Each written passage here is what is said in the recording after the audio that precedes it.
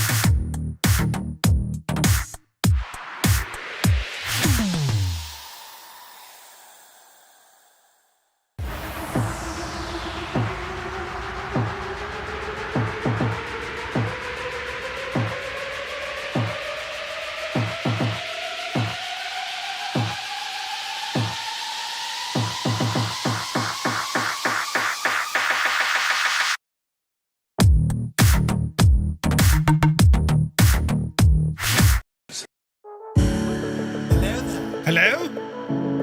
Hello, everybody. Happy Monday. Welcome to the start of another week. Brilliant. He's going to give out to me. Hang on. I need to fix this immediately.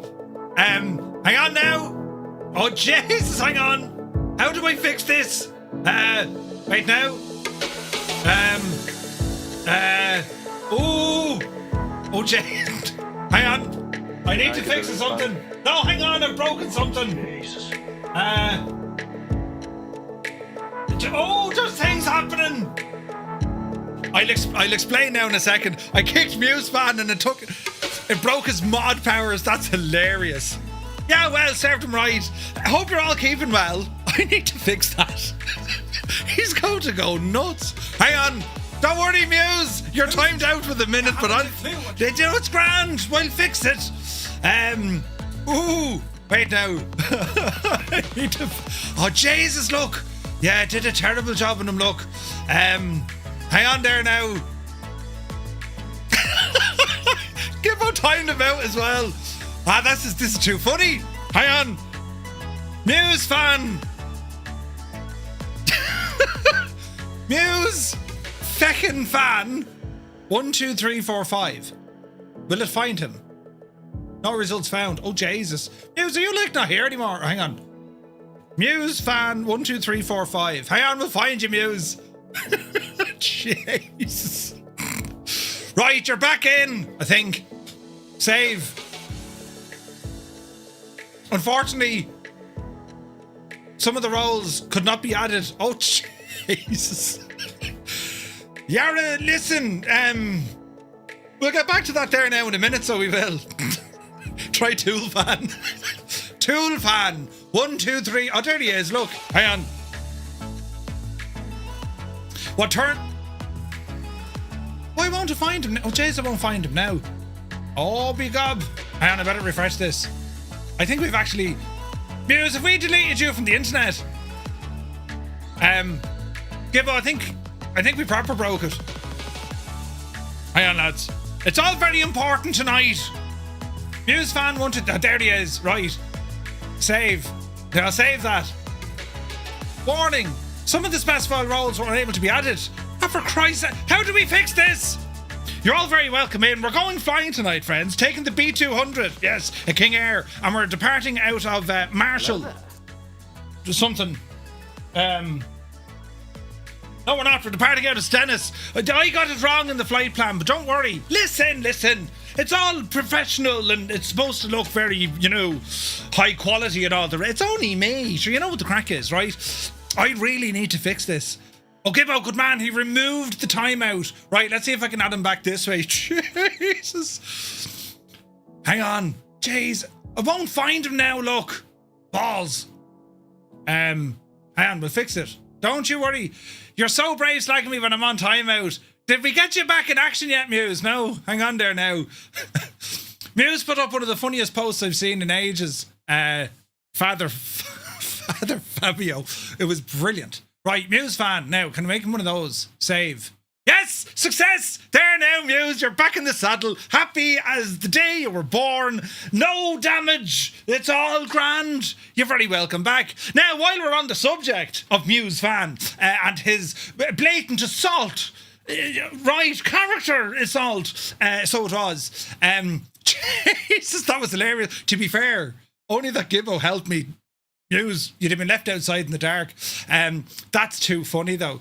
But anyway, yes, all sorts of slagging going on today. It's great to see everyone. Happy Monday, if there is such a thing. It's currently, it's 13 degrees here in Tipperary. And, well, tonight, yes, we learn all about the engineering as we follow on from Earth to the Moon. And all about the machines that were going to be designed and constructed on how to get the lads into space.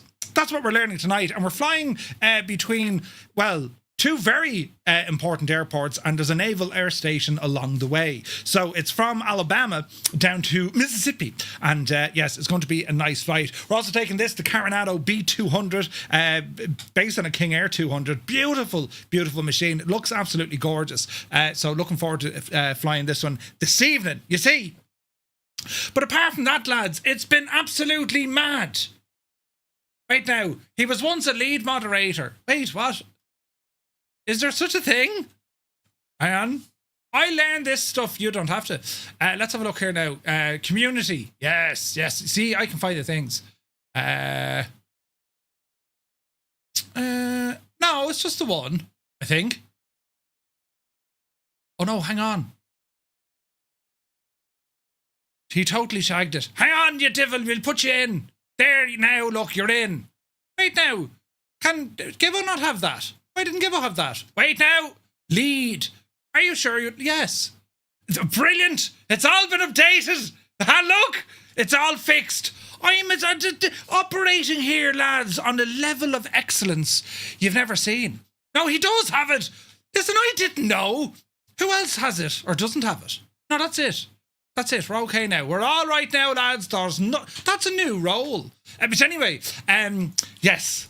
Buttons were pressed. Lives were nearly lost, but we're okay now, lads. So we are. That's very strange. How do we ban Murph? Shag off. There's no banning me. Oh. Sorry to tell you, but you're at the arrival airport, Murph. I most certainly am. What? No, I changed it around. We're departing here out of Stennis. That's where we're departing from, I think. And then we're heading down to Huntsville. I believe that is the place. A refresh sorted it. Yeah, he'd ban himself before. Yeah, I'd have banned myself, I'd say. Yeah. Jesus, I can't be pressing buttons, lads. It doesn't work. But anyway, what a day I've had. What a couple of days I've had. I've been flat out.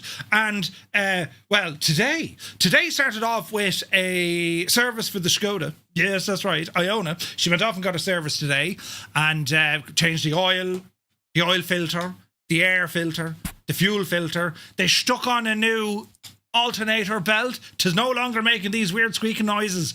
Brilliant. And yeah, absolutely, she's flying it. So that was that job. Also, I got what I thought was my delivery. I ordered 4 terabyte hard drives from Manas, right? And well, I got a delivery today and there was only one. It was a pack of 4, but there was only one single one in it.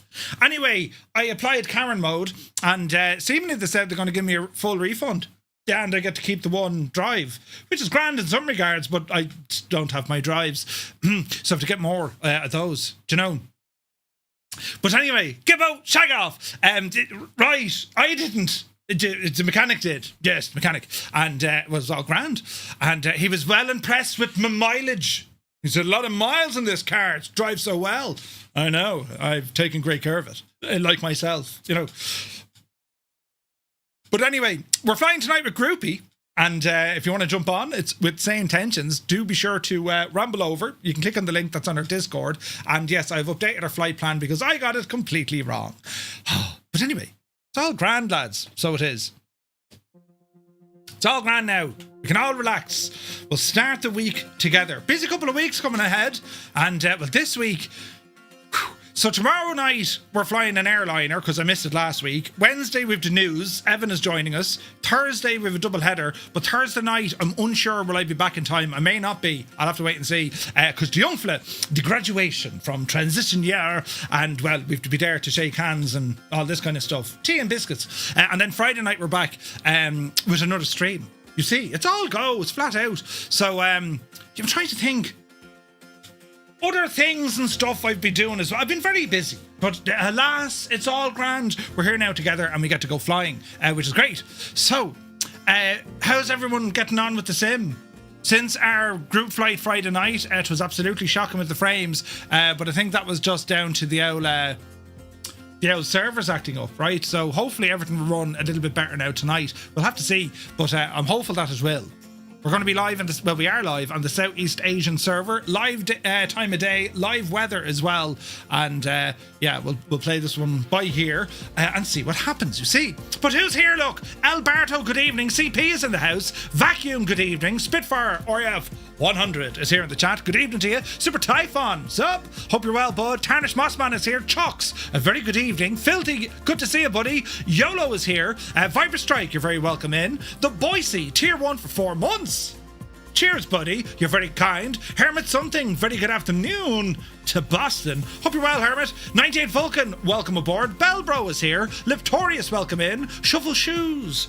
Shuffles in. AJH John, hope you're well. Ryan is in the house. The Impossible Face, good evening. Sir Campsalot. Madude.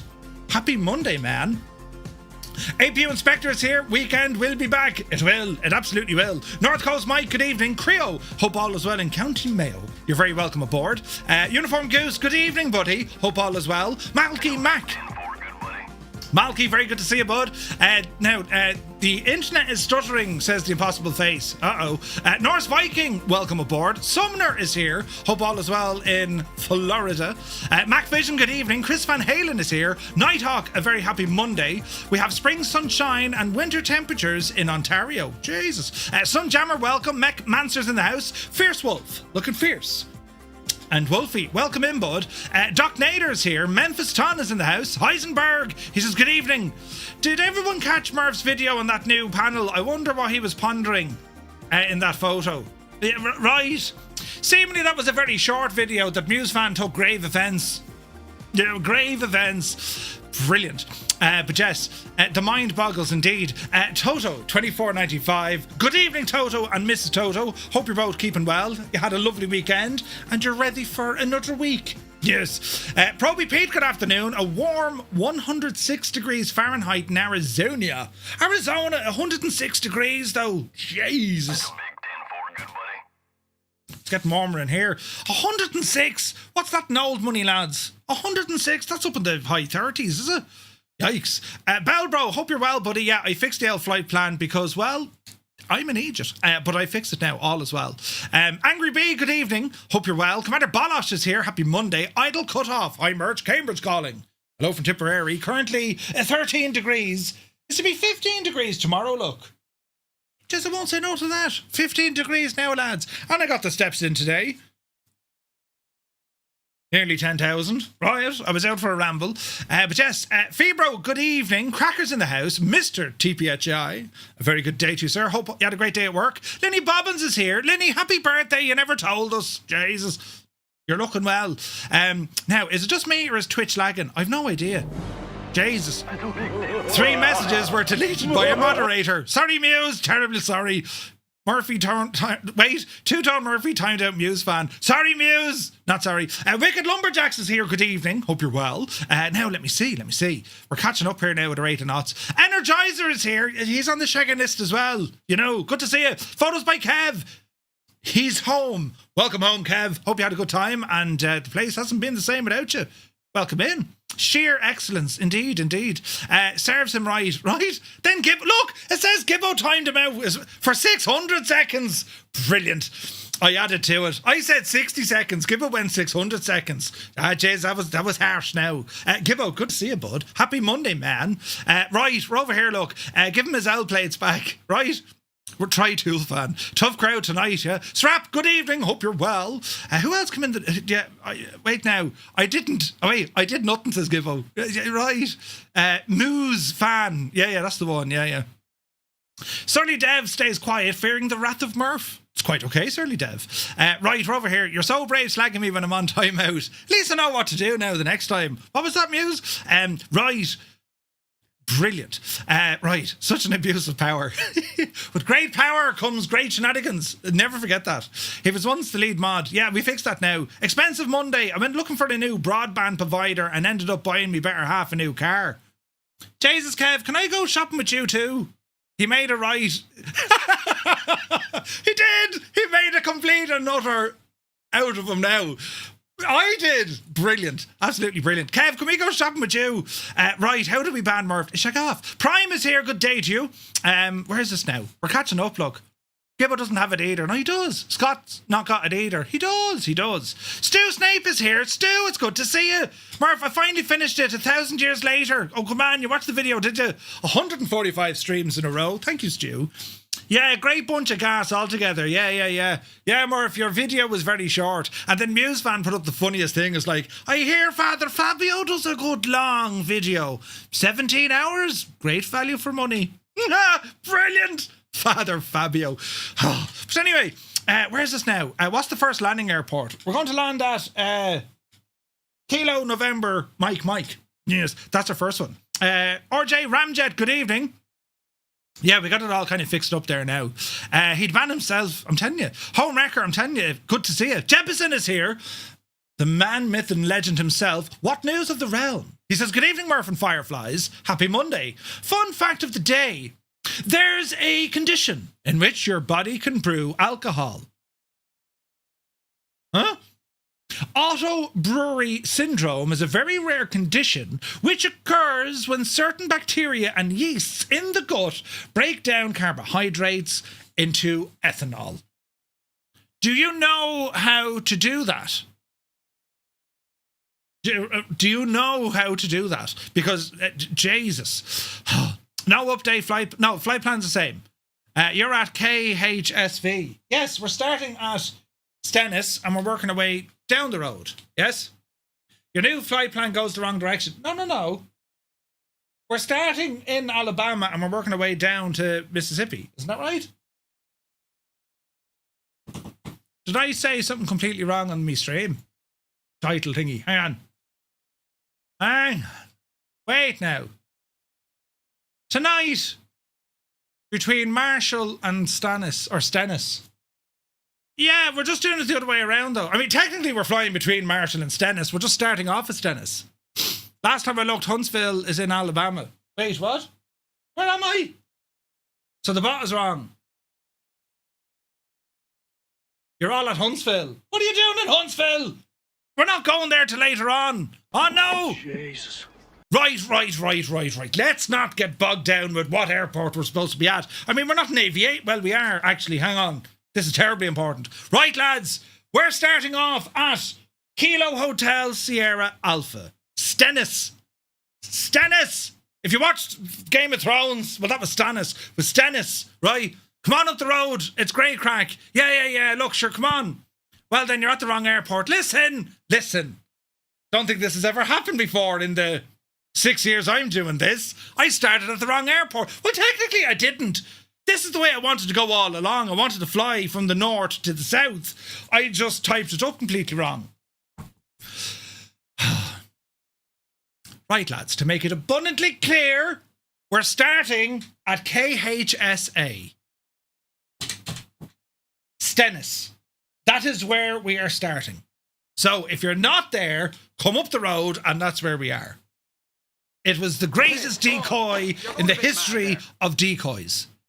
He's probably in the wrong sim too. Yeah. Where are we starting, Murph? Can I get a refund? Oh, jeez. Right, lads, it's like this, right? Kilo Hotel Sierra Alpha. That's where we're starting from. I'll type it in the chat. I can't do it at everyone. How did I get this wrong? Studies, Shut up. Starting point. Of the time, it works. Starting point. Every time. KHSA. Now, I'll put... We're going the wrong way. Listen, it's going to be fine. Trust me, I know. Unlike the real world, we can... Can I get a word in? Just like the real world, no, balls. Unlike the real world, you can click a button. Yes, and the button will move you from one place to the next. Oh, Jesus. This got out of hand very quick. It all started off with Muse fan look. Jesus. Right, anyway, listen, what's important now, lads, is... Dougal McTavish is here. It's good to see you, Dougal. Happy Monday. Don't mind the rest of the lads. They're all... They're wild. Right. Now, where's this now? Chalk says to Gibbo that a Bremen t-shirt arrived today. Ooh, very nice, very nice. You are a man dressed in the latest fashions. Indeed. Tim Al is here. Good to see you. Olsen's in the house. Carlos, good evening. Mrs. TPHI. I'm not at home. The virtuous guys are safe. She's upside down. This wouldn't have happened if you were at home, Mrs. TPHI. Look what happens. It started off because you were too busy banning me and concentrating on your actual job. You did... Rob MCR, thank you very much indeed, subscribing for 63 months. The man is a legend, I've always said it. Now let me see, is it Michaela? Welcome in. Good evening. Jesus. Sprockets is here, good evening. Crotty, 85 in a row. Thank you very much indeed. Jalagod is here, good to see you. Right, Cornwolf, thank you very much indeed for 36 months.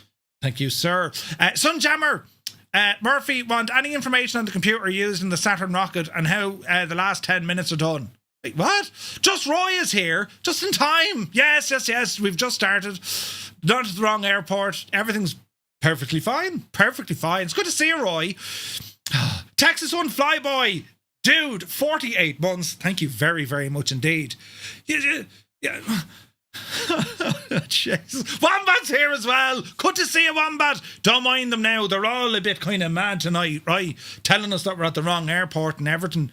Jesus. It's good to see you. I'm Pierce is here. Welcome aboard. Eddie is here. Happy Monday. You can, but the wallet is temporarily closed. Come on, Kev. Jesus. Your new flight plan goes, it's grand. You're at Huntsville. Yeah. Last time I looked, it was in Alabama. We're all at Huntsville. So it's Huntsville to Stennis. No, we're at Stennis. We're at Stennis International Bay, St. Louis in the United States. That's what it says there. Right. We're all here, says Tarnish. Probably in the wrong sim too. Follow me, don't follow me. Are you sure? Yes, I'm sure. Are you going to start here? Yes. Wait now. Can I one and then... Oh, one of them and one of them. Yeah. No, you can have two of them and one of them. Are we using P3D? Jesus. You can see me from here, Prime. Jesus. Dennis C. Thank you very much indeed. Yes. Beautiful t-shirt. Designed by FlightSimTees.com. Do check them out for the latest fashions and beautiful things. Alpha Watt now says, I've had enough of a sober fixing things that aren't broken. You can't remove half of the walk around items in VR anymore because you have to get in within 6 inches of them. Now, see? You're at KHSV.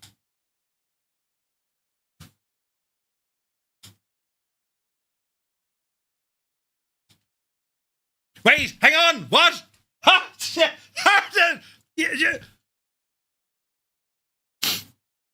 Oh, Jesus. No, Jesus, that didn't fix it. Hang on.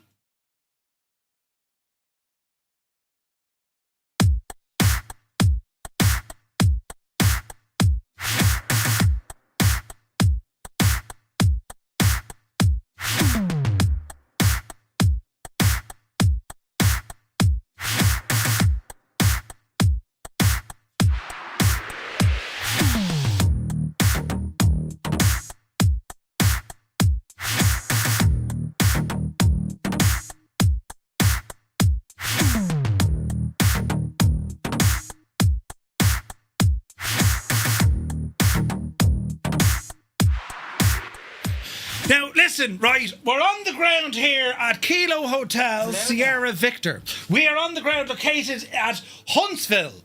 We're in Huntsville. That's where we're starting off tonight, friends. And it's been a busy weekend. So great to see everybody. I've been flat out today.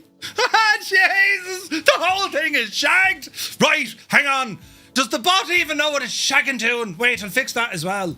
Don't panic, I'll fix all of this. Wait now. I know it's not connected or nothing. Jesus! Right, hang on. Yes. Connect. Authorize. I authorize you. Right, we're in. Now, hang on. What does the shagging bot say? The shagging bot is right. Who did this flight plan?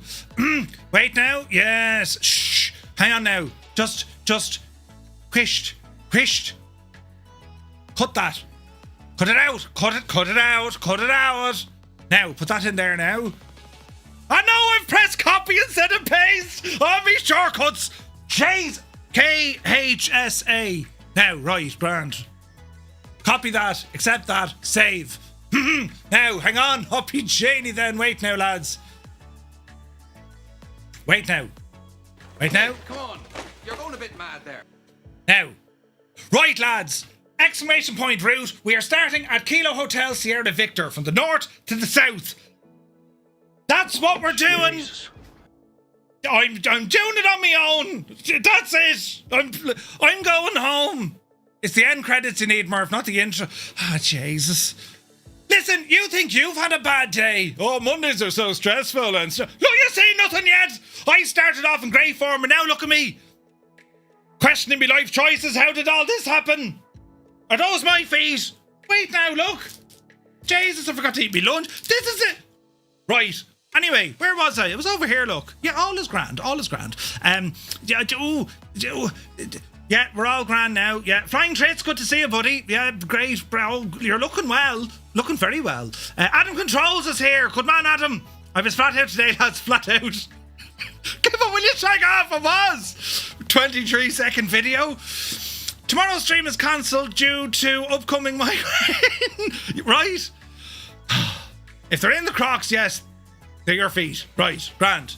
The important thing is now, lads, we've gotten everything under control. Yeah. Jake Mitchell, good evening. Dave Cleary. Legend Dave. Welcome back, Dave. Coolby is here. Black Sheep Gene, thank you very much. Jesus, I love scaring the bejesus out of you. Thank you very much indeed, Gene. You're very kind. Joseph Jolly is here. Gial Pilot, welcome in. Captain Sticky Rice, good evening. Dennis C, welcome aboard. I'm hoping there will be, Dennis, yeah. Mr. Anderson, welcome in. Billy B. We do! Exclamation point Discord. Nate is here, good to see you. Mart is here, good to see you. Flyboy Dyer, welcome aboard. Shame on you. You wouldn't allow me to scare you today. I don't know what happened. Now, let me see. Mav Wings is in the house. Angels15 is here. JP Gaming, good to see you. Mr. Anderson, English. I nearly got there. Mr. Anderson himself. This is the best episode I've ever seen, and we haven't even started. Listen, don't be encouraging this crack now. But thank you very much. Kevin Riley, good to see you. Hate missing your flight through my neighbourhood. Chase plane is still broken. Oh, is it? What's Chase plane doing? Jesus. Flying Winnebago is here. Can Murph do anything right first time? Yeah, good to see you, Eamon. Welcome in. Happy Monday. Yeah, hope you're well. You know, how was your weekend? Jesus. Right, now, Zybok Doc is in the house. Good to see you. Murph, deep breaths and count to 10. Yeah, this is what happens when Murph doesn't drink for a bit. Listen. Hang on, look, I'll fix all this now. Look. Now, come on over here and I'm going to explain to you now, lads, exactly what's happening. We are on the ground here. Yes, that's right. At a place called Huntsville Jesus. International Airport, Kilo Hotel Sierra Victor. That is where we are. From there, we're going to fly, well, out over the thing, but then we're going to go down to here, look, to the Naval Air Station at Meridian. Yes, Meridian. That's the halfway point. And if anyone says they're lost, right? And then finally, we continue south, down the way, until we get to Stennis, Kilo Hotel Sierra Alpha. Right. Black Sheep Jane, thank you very much indeed. Cheers, buddy. We're starting. Boise, the Banhammer's coming out for you as well. Jesus. I don't have the B200 and PTD, or P3.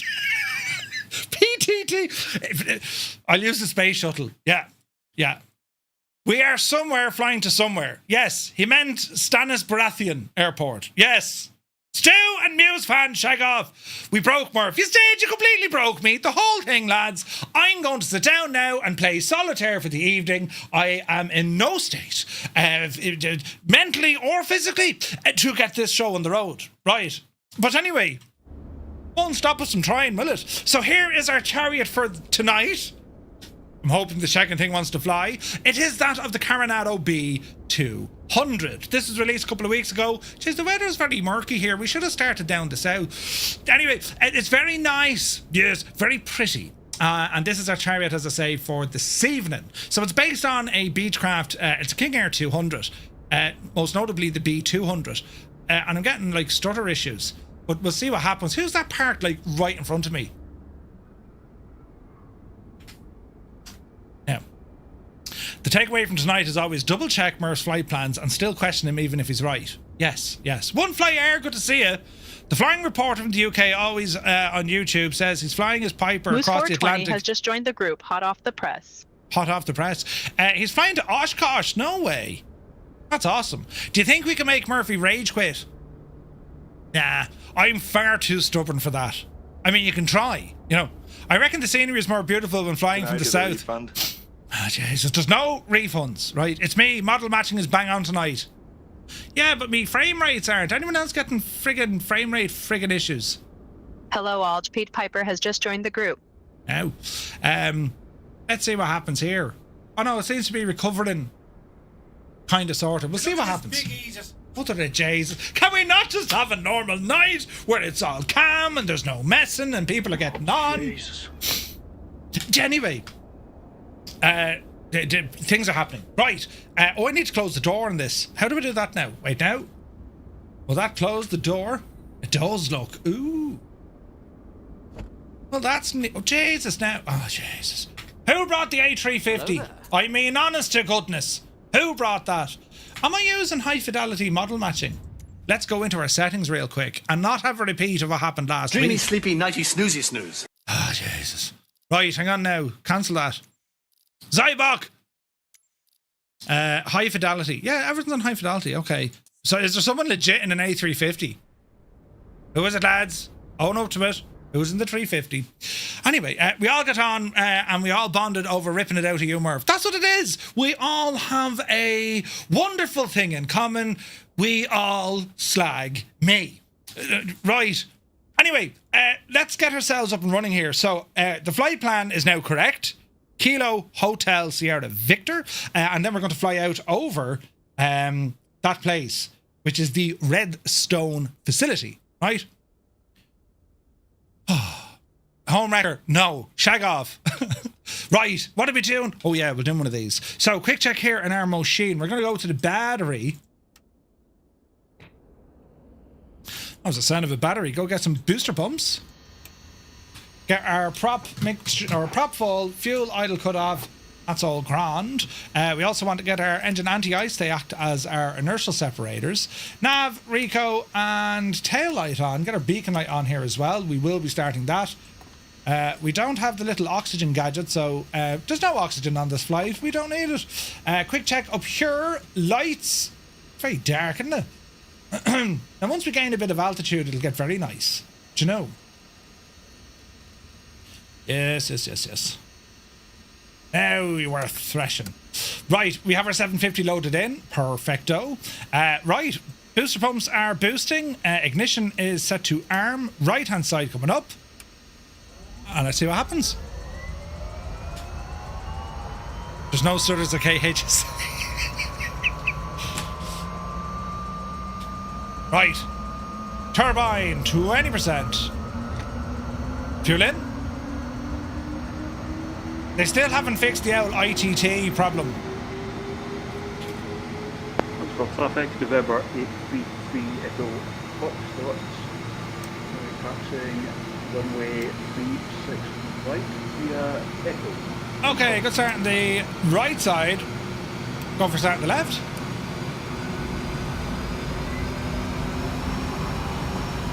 Does this window open? Oh, it does. Ooh. Okay, turbine wait for about 20%. Fuel it.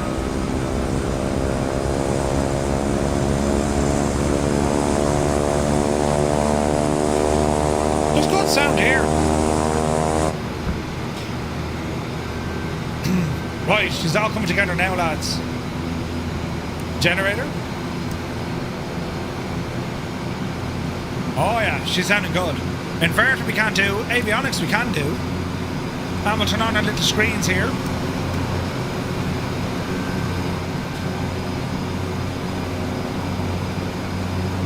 Rudder boost we can't turn on, so we'll wing it. Murph, the cutest thing, Jessica just sat at my knee and waved at you. Ah, bless her little cotton socks. 42 minutes into the stream and we're already right at the airport. Tanya! KHSV has some really good scenery add-ons. Does it? Ooh. Okay, what's it telling me here now? We're running alright, systems are okay. Flight plan. Now lads, if I haven't made this abundantly clear, we're starting off here at Huntsville. Our first stop of the night, well no, our destination. Kilo Hotel Sierra Alpha. Stennis. And we're going to stop along the way at Kilo November Mike, which is Meridian Naval Air Station. Yes. Right, go back one, get in one. CDI is set to the GPS. And now we're looking absolutely fine, so we are. Go ahead, turn that on. That looks good. What else do we want down here? The bleed system. That's looking grand. That's looking grand. Aft blower, no. Bleed air, they're already open. That's fine. Cabin air, don't worry about that for the moment. Strobes, taxi, prop sync. We'll worry about that after takeoff. Anti-ice can stay on. And our pumps stay on. Right, lads. I think now we're at a position where things are looking all right. We're going to do a UE. We're going to take off behind us. Runway 18 left. Off the brakes. Up to the right. Ah, sure, look at this. Isn't it only brilliant? Meanwhile, half the second squadron is below in that other place. But listen. It's all grand. You know. It's all grand. That's an unusual camera view. Why did I set that one up there? That's good though. Hey Crafty, good to see you, bud. Crafty, you missed nothing, by the way. Probably one of the most smoothest live stream starts I've ever had. Flaps, not to flaps. Where am I? Huntsville traffic. Firefly 235 lining up runway 18 left for a departure to the south. Huntsville. Right. Lights. Camera. Soon to be action. Are we ready, sports fans? There's a TBM look. Ooh, with a stutter. I love that I'm sat in a hotel, not even flying, but I can still... Really? I picked up that GFX at the weekend, Murph. 'Tis only lovely. Command stew. Brilliant. It is actually quite good. I like it, man. It's one of those things. It was like SimFX from Parallel 42. When you have it installed and you run it, you kind of miss it. Runway 18 left remaining. 9,200 feet. 9,200 feet remaining, lads. This is absolutely deadly. Right, we're going to take off and we need to head to the west. No, we don't. We need to head to the... Mother of God. We need to head east. The east. Right? Are we ready? Right. Brilliant. Power coming in. Let's go flying. Watch the torque. Auto feather should kick in. Take a power set. Airspeed alive. And let's see what the stutters stutter with. We could be lucky. Alright. 80 knots. 90 knots. We're getting light. 100. Yep-see daisy. Easy now, Jemima. Yes! Gear up. 130 knots. Easy now. Easy. We're looking good. Ease off the RPM. Flaps in. Left turn. Just a heads up, Smotsy just joined the group. Man yourself. She's very loud or something, is she? Right, we're doing a thing and it seems to be working. Oh, who's... right, now, right. We need to fly over the place to have a look at it. But while we're doing this, friends, if you're currently flying along with us in this high-value production, more professional stream, if you're on the PC or balls! I know! Everything's shagged! If you're on the... You know the numbers! I can't be dealing with this anymore. I need to retire.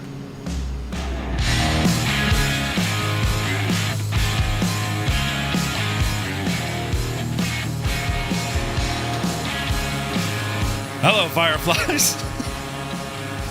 Welcome to the Flying Circus. We live stream Monday to Friday, 1900 Zulu time, right here.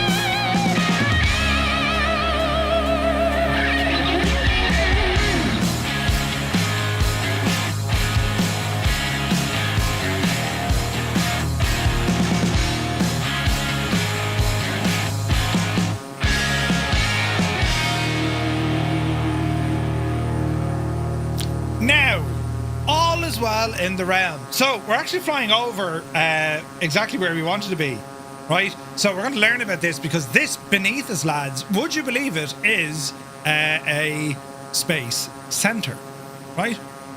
So our episode 3 it's covering the engineering with the whole story up until now. I mean, you know, week 1 we were focusing on rockets, where they came from the V2 projects in the Second World War, all the way up to kind of, you know, these rockets that we're going to be learning a little bit about tonight. Then we kind of progressed through. We learned about the impact and the training requirements, what makes an astronaut, and we covered that last week. So tonight, this is very much on the engineering. So what we have, the NASA's George C. Marshall Space Flight Center and also the John C. Stennis Space Center were the engineering powerhouses of the Apollo era, and both continue to underpin today's Artemis program. The Marshall Space Flight Center, where giant rockets were designed, it sits on the grounds of Redstone Arsenal in Huntsville, Alabama. It was established on the 1st of July 1960 and quickly became NASA's propulsion center. Werner von Braun, the former V2 chief designer, was its first director and assembled a team of young American engineers from throughout the South, along with about 100 German expats. Muse, you're terribly kind. Thank you very much indeed. Muse fan gifting 5 gifted tier 1 subs to the community. Lads, if you just got a tier 1 sub, with thanks to Muse fan, do be sure to say thank you. He's good old gas. Don't know why you bother. Thank you very much indeed, Muse. But yeah, 100 German expatriates as well. And under von Braun's leadership, the centre developed the Mercury Redstone rocket that carried Alan Shepard on the first American suborbital flight, and then the family of Saturn launch vehicles. Marshall's workforce grew into a powerhouse. The centre's fact sheet notes that Marshall now employs nearly 7,000 civil service and contractor employees and manages an annual budget of about $4 billion. Its responsibilities span propulsion systems, space habitats, planetary landers, and cutting-edge science and technology. During the 1960s, Marshall engineers designed and tested the Saturn V rocket, the huge F1 engines, and the stages. Jesus, there's more buttons! Just Roy! You're very kind! I definitely don't deserve it. Roy, thank you very much indeed with 10 gifted tier 1 subs. Lads, if you just got a tier 1 sub, but thanks to just Roy, do be sure to say thank you. Insane support. Thank you very much. I don't know why. Jesus, Murph was particularly bad last night. Right, that's where we're at this evening, lads. Brilliant. Roy, thank you very much indeed. Where was I? Oh yeah. So yeah, they designed and tested the Saturn V rockets, the F1 engines and stages. 5 F1 engines per first stage, each producing 1.5 million pounds of thrust. The centre's test stands shook the surrounding countryside when these engines roared into life. But the result was a rocket capable of lofting 118 tons into orbit and sending the Apollo spacecraft towards the moon. Marshall also designed the lunar rover for the Apollo missions and later led the development of the Skylab, Hubble Space Telescope instruments, and even hardware for the Space Shuttle. This facility remains vital to this day. It manages the Space Launch Systems, or SLS rockets, that will carry Artemis crews. The centre is responsible for the design, development, testing and manufacturing of the Space Launch System and leads NASA's Human Landing System and Gateway programs. It also runs the Huntsville Operations Support Centre, which coordinates payload operations for the International Space Station. In short, well, this facility provides the engineering leadership to turn bold exploration into hardware, right? So the Mercury Redstone launch vehicle, and this is where you start seeing, this is where you start seeing some very familiar things, right? So I'll show you here as we circle around the facility. We'll get in good and low, don't worry. So you've all seen this, right? In fact, they actually have some of these parked up in, there's one of these parked up in Houston, right? It is said the Saturn V reached 204 decibels at launch. Jesus. Just right, I felt bad for you, Murph. Yeah, so do I. So the Mercury Redstone launch vehicle, designed for NASA's Project Mercury, was the first American crewed space booster. It was also used for 6 suborbital Mercury flights in 1960 and 1961. Pretty cool, right? These were all tested here, manufactured by the Chrysler Corporation, right? And they were launched out of Cape Canaveral. So you can see the exploded view of, well, the stuff, the rocket, right? Where you have all our fuel, the rocket engine, and then we have its control surfaces built into the tail unit, all right? Now, there was a number of these built, naturally, so you can see where all the oxidizer, fuel, rocket engine, fins, cable unit, aft unit, ballast, Mercury capsule, which is relatively small compared to everything else, right? But the number of flights that this thing used, you had the Mercury Rocket 1, empty capsule launch aborted, rocket shut down at liftoff due to an electrical fault. That was in November 1960. An empty capsule took off on the Mercury Rocket 1 Alpha. All the way up, the Mercury Rocket 2 carried Ham. That was a chimpanzee, right? And then all the way up until May... Proby Pete has just joined the group. Man, Proby Pete. All the way up until May 1961, right? Where you had Mercury 3. That was the rocket, but it was known... The mission was known as Freedom 7. That was Alan Shepard. And then in July, Gus Grissom. So these are all the early testing, like the Mercury projects. We'll learn more about this when we're doing our Houston stuff. But you can see it here. I mean, isn't it absolutely mad when you think about it? It's mad when you think about it. Expanding on what was, V2 rockets into this neck of the woods. Crazy stuff, right?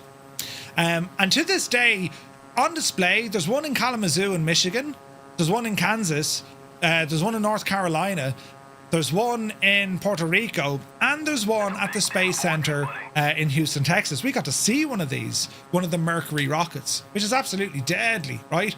So where we are at the moment, as we kind of have a now look here beneath us, this is the whole facility, which is pretty cool, right? You might want to change live weather to a few clouds. Okay, yeah, we'll have a look. So what I want to show you here, lads, because we do have photogrammetry for this neck of the woods, which is absolutely brilliant, right? So we'll go down here and have a quick look before we continue on with our flight. This facility, to this day, is still in use, right? It's still in use. There's one in Huntsville as well, yeah. So it's a huge facility, and as I say, it's vitally important not only to what NASA are currently doing with Artemis, but also for future missions as well. And we got some really good photogrammetry here. I mean, we can really, Jesus, there's thunder and everything. We can really see kind of the layout of the land here. The airport very close by, and as we move on in, all the various different facilities, including the launch facilities, where they were doing all the initial testing. In particular, those F1 engines, absolutely unbelievable. And they put 5 of those on the Saturn V, right? So yeah, we got really good photogrammetry here, just to give you an idea of what display. And like, it's gas, right? Prior to this series, I had no idea. I thought, okay, NASA, yeah, they got Houston, you know, they have Florida.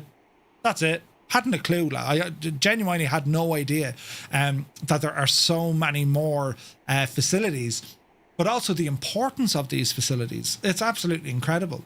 And, you know, similar, you think of scale, like Texas and whatnot, this facility, the Redstone Arsenal, like this place is massive. It's massive.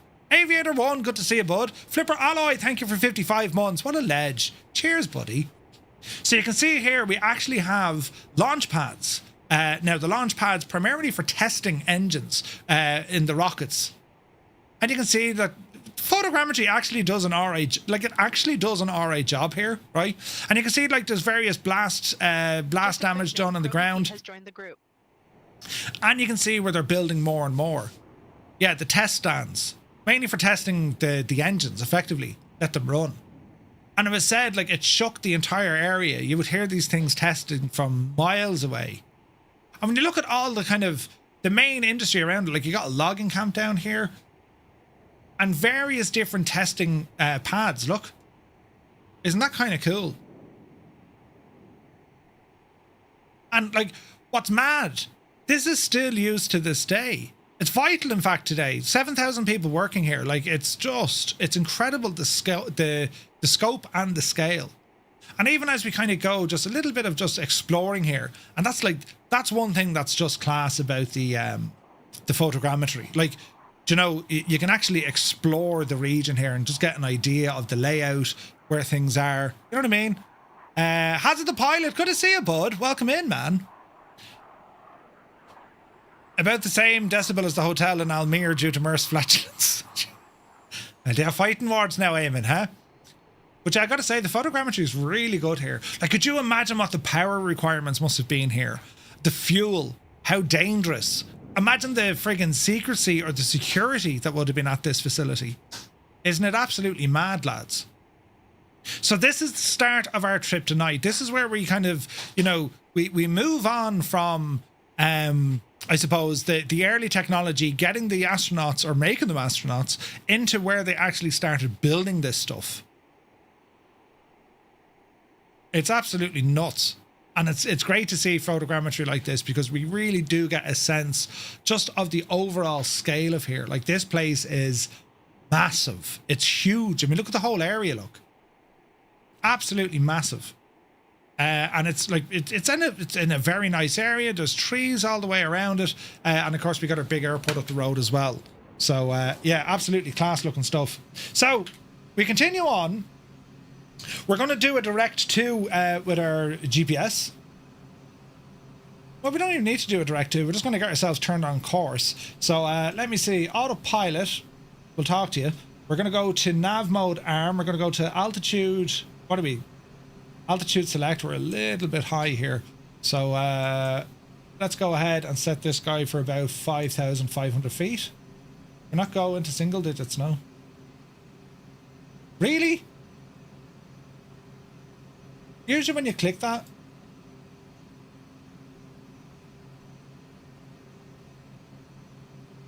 why can't we? Really, Carinado? You can't go 500s? Okay. Maybe not at this altitude. Okay, so we're going to go altitude select. We're going to go VS. We're going to go autopilot master.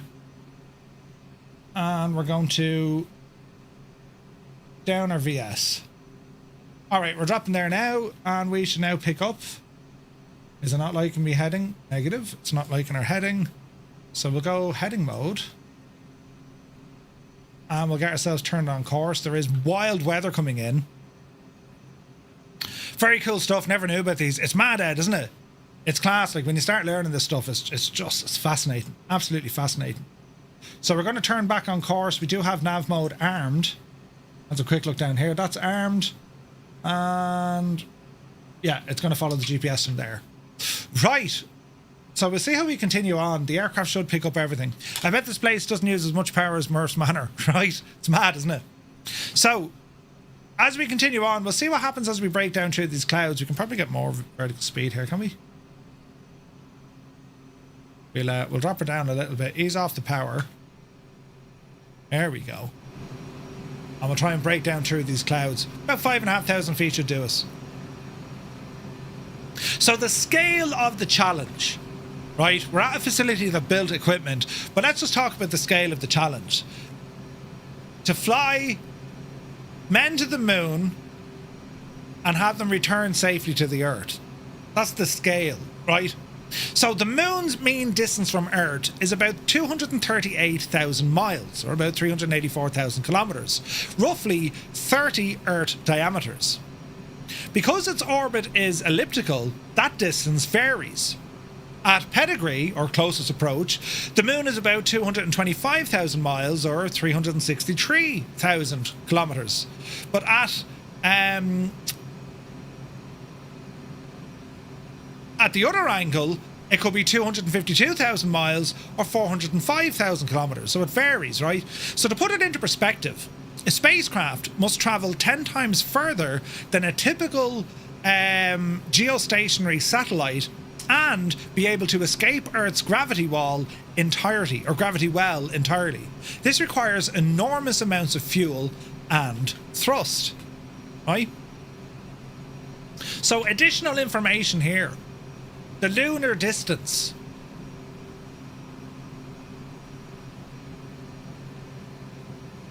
And then they said, right, we need to figure out how long does it take? How do we figure out the velocity? And how can we keep it fueled? And it's not just, it wasn't just like, okay, this is the fixed range, this is the fixed time, this is the fixed speed. There were so many variables. The moon's distance in different phases between January and December. Because you have the orbital history of not only of the moon, but like you have tidal dissipation. There are so many things that come into this, right? So with that said, keep an eye, we're following our flight plan. Reaching lunar distance with astronauts, a lander and return capsule demands lifting tens of thousands of kilograms into a trans-lunar trajectory. NASA's answer was the Saturn V, and according to NASA, the three-stage Saturn V could place about 118,000 kilograms, that's roughly 130 tons, into Earth orbit and still send about 43,500 kilos, or 50 tons, towards the moon. Now, earlier rockets were nowhere near powerful enough. For example, the Atlas Able booster used for the early lunar probes, well, that could only deliver about 500 pounds to lunar impact trajectories. The Titan II intercontinental ballistic missile, adapted for space, well, that could carry about 3,600 kilograms to low Earth orbit and about 227 kilograms to escape velocity. Getting 3 astronauts plus a lunar lander to the moon required a super heavy launch vehicle. And then we come up with the idea of, well, whose plan here is going to be right? When they talked about, okay, we need a rocket, we need a 3-stage rocket, that's pretty much what they settled on, right? So you often see the pictures, if you watch Apollo 13, rocket takes off, and then you have different stages of separation, right? Because it burns through all the fuel, right? Don't need you anymore, good luck to you, and then the next one takes over, right? And there were, at the time, different theories, different ideas on, well, how are they actually going to make this work? Do we need something that will launch them from Earth all the way to the moon and bring them back? Or Do we launch something from Earth that could perhaps rendezvous with another craft already in orbit and then go to the moon? Or do we launch people from Earth, bring them up to like some sort of a holding station, or in this case, a space station, and then build the lunar vehicle from that station? And all these were all heavily thought upon. These were really, teased out and tested out just to figure all of this, how it's going to happen.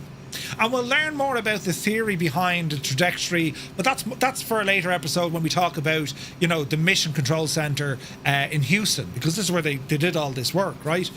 So the decision now is for a 3-phased rocket, and that rocket needed to be extremely powerful. They were going to launch a vehicle from Earth that was going to travel to the moon, land on the moon, and then come back. Right, how do we make this happen? So, to put a spacecraft on a translunar trajectory, you need to add roughly 3.05 to 3.25 kilometers a second of extra velocity beyond low Earth orbit speed. Now, stay with me. During Apollo, this translunar injection, or TLI, burn lasted about 350 seconds and accelerated the spacecraft to about 10.4 kilometers a second relative to Earth. Early Atlas and Titan boosters simply lacked the thrust and fuel capacity for such an enormous Delta V and could not carry the fuel, crew and lander altogether. NASA had to design a vehicle as tall as a 36-story building with 5 engines and an unprecedented fuel load to meet the velocity requirement. DPU fail. DPU fail. That's something new on the aircraft. Inverter I can't play with. Actuators, engine eyes, prop gov, auto feather arm. DPU? Anyone know what that is? Oh wait. Pitot heat? DPU? Ever see that before? No? Okay. And again, when we're looking at, when we get to Houston in a couple of weeks, we're going to have a look at then as well. Okay, we have the vehicle. We have to go off and engineer a vehicle that's going to be able to launch from Earth, get them into space, and away they go. But what about that velocity? And the theory behind it was called slingshot. The idea would be they would maintain an Earth orbit with a very slight pitch. The idea being is they were going to use the gravity of Earth to pull them down slowly, but at a pitch angle that maintained altitude but increased their acceleration, increased their overall top speed. So the idea was they'd launch, go into orbit, do a couple of laps to pick up the speed, and then slingshot off towards the moon. And they would do the same coming back. Anyone who watched Apollo 13, for example, well, now you know. Distributed power unit. Interesting. So, pretty cool stuff, right? Pretty cool stuff. So, the Saturn V, F1 engines, power, fuel, and thrust. The first stage, or SIC, of the Saturn V used 5 F1 engines. Each engine produced about 1.5 million pounds of thrust. Together, they generated about 7.5 million pounds of thrust at liftoff, more than all earlier US rocket engines combined. Combined, right? The engines burned RP1 kerosene and liquid oxygen. A massive turbo pump fed about 42,500 gallons of propellant per minute to keep the engine burning. The combination of high thrust, huge propellant, gave the Saturn V the raw power to escape through Earth's gravity. Like, just these numbers, lads. Like, each engine can produce about 1.5 million pounds of thrust, right?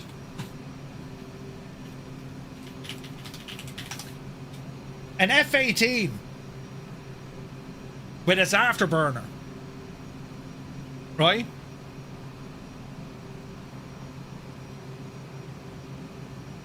And their General Electric, the F404 engines, The afterburning turbofan can produce 11,000 pounds of thrust. 11,000 pounds of thrust in an F-18. 11,000 pounds. This thing, 1.5 million pounds. Like, it's literally astronomical, right? That was terrible. It's mad, isn't it? Right? Anyway, and that was just the first stage. The Saturn V was a 3-stage rocket. NASA explains that the first stage lifted the vehicle to about 68 kilometers. Then it separated. The second stage nearly placed the spacecraft into orbit. And the third stage completed orbital insertion and then reignited to accelerate the spacecraft towards the moon. Shredding empty stages dramatically reduced the mass and made the remaining vehicle far more efficient. This staging concept, pioneered in earlier rockets, was essential to achieving the trans-lunar injection velocity. The Saturn V's success came from combining enormous thrust with careful weight reduction and precise guidance. Engineers used aluminum honeycomb structures, or aluminum honeycomb structures, to keep the stages light, and they refined guidance algorithms to ensure the rocket pointed accurately during each burn.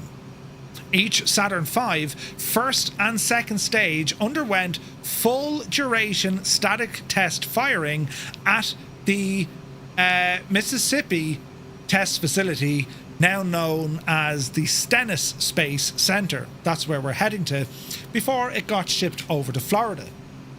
This practice led to the saying, if you want to go to the moon, you first have to go through Hancock County, Mississippi, highlighting that quality control at Stennis was critical to mission success. Now, static testing also allowed engineers to catch problems before the flight, something the Soviets unfortunately did not do with their N-1 rocket, right?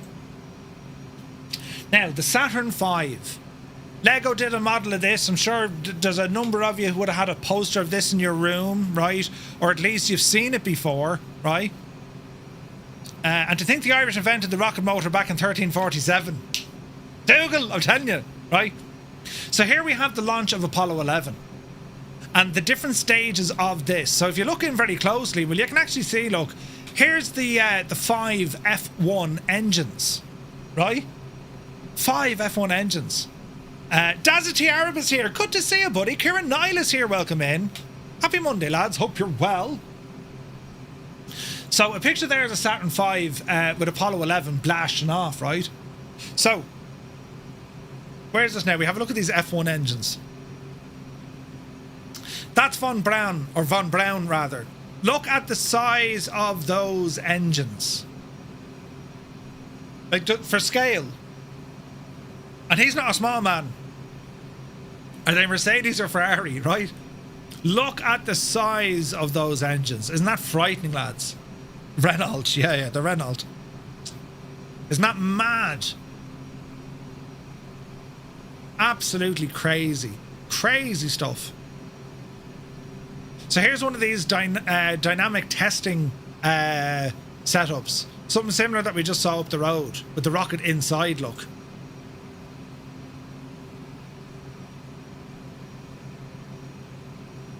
Kind of cool, right?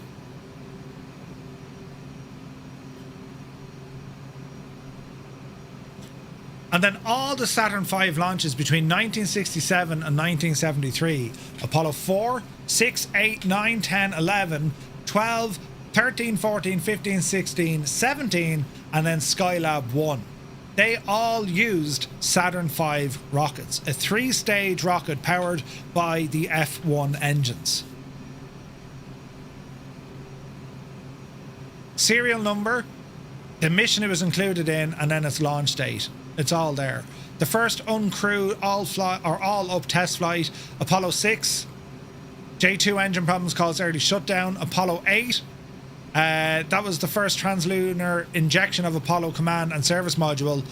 Jim Lovell went on Apollo 8. Apollo 9 crewed low Earth orbit test of the complete Apollo spacecraft. Apollo 10. Then we had Apollo 11, the first crewed lunar landing. Apollo 12, It was struck twice by lightning shortly after liftoff, didn't suffer serious damage, made second crewed lunar landing. Apollo 13, severe oscillations in second stage caused early center engine shutdown, guidance compensated by burning remaining engines, and then there was a service module failure. Apollo 14, Apollo 15, 16, and then 17. It was the only nighttime launch. It was the final crewed lunar landing, which is Apollo 17. Skylab was uncrewed 1973. It was a workshop which replaced the third stage on display at the Johnson Space Center. It was originally designated or for cancelled Apollo 18. That's crazy. And then there's 2 unused. There was one built for Apollo 19, one built for Apollo 20. It's in preservation right now. Isn't that mad? First stage of Apollo 8. Like, look at the scale. That's just the first stage. That's crazy, isn't it?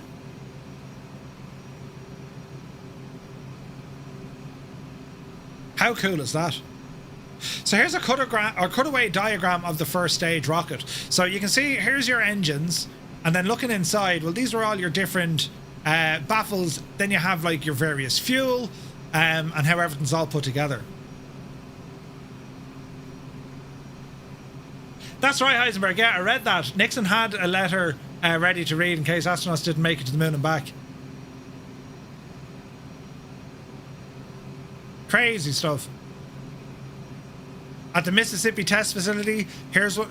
Jesus, that's like the bridge on the 4th and 5th, isn't it? It's getting loaded into place, look.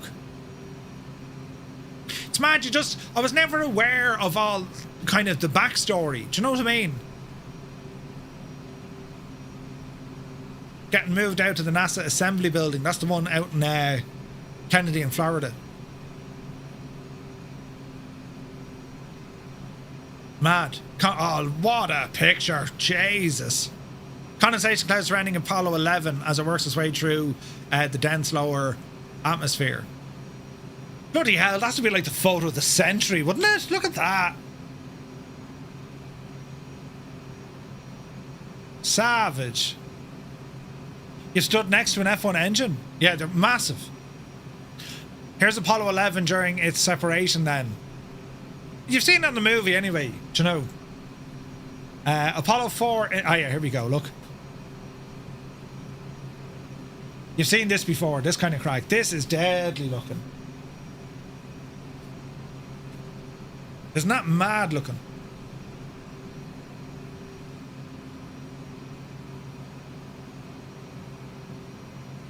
Like, I'm trying to figure out how high up do we have to be to see the curvature of the Earth. It's not terribly high. You can actually see it from in aviation aircraft. You can actually see the curvature of the Earth. Now, nothing like that, but like, that's incredible, man.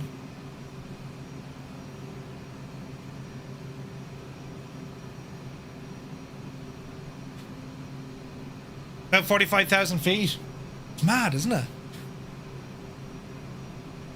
That's awesome.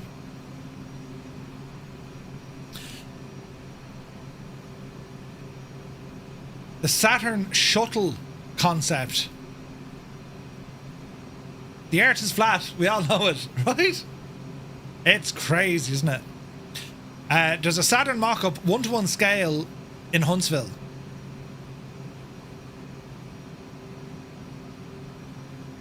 And like, do you know what's mad about all of this, lads? Like, I mean, space exploration, going to the moon with Artemis and all that, it's now relevant again because it's happening again. And that's why all of this fascinates me, because as we'll learn throughout this series, all this new pioneering technology, the pioneering engineering, all of this stuff is brand new. And you can kind of see where the evolution came from the early concepts into what was used during, you know, Mercury, Gemini, and then Apollo. But then that technology of how we then push it on into the space shuttle, and then later into Artemis, right? And it blows my mind to think how similar and almost exactly in terms of some of the some of the systems are still used that were used all the way back in the 1960s. If it's not broken, don't fix it. There's a lot of that, right? Now, yes, we do have much more modern technology, far more capability, but a lot of the foundational work, it's still exactly what they did back then. Mad. Derek, good to see you, buddy. The Irish invented a new and improved globe model. Yes. They did it back in the late 1700s. Seeing the Saturn V static display was one of the most incredible experiences I've ever had. No photo or textbook description I'd seen prior to that moment. No way.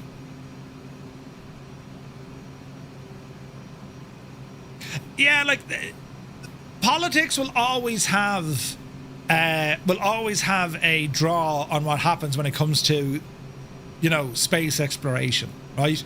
Be it what competitors are doing, or if civilian companies are doing it, you're always going to have political push, right?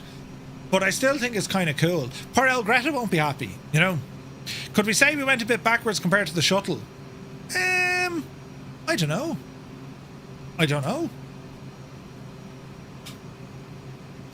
So the spacecraft then. So that was the engine. NASA's lunar missions used a 3-craft architecture.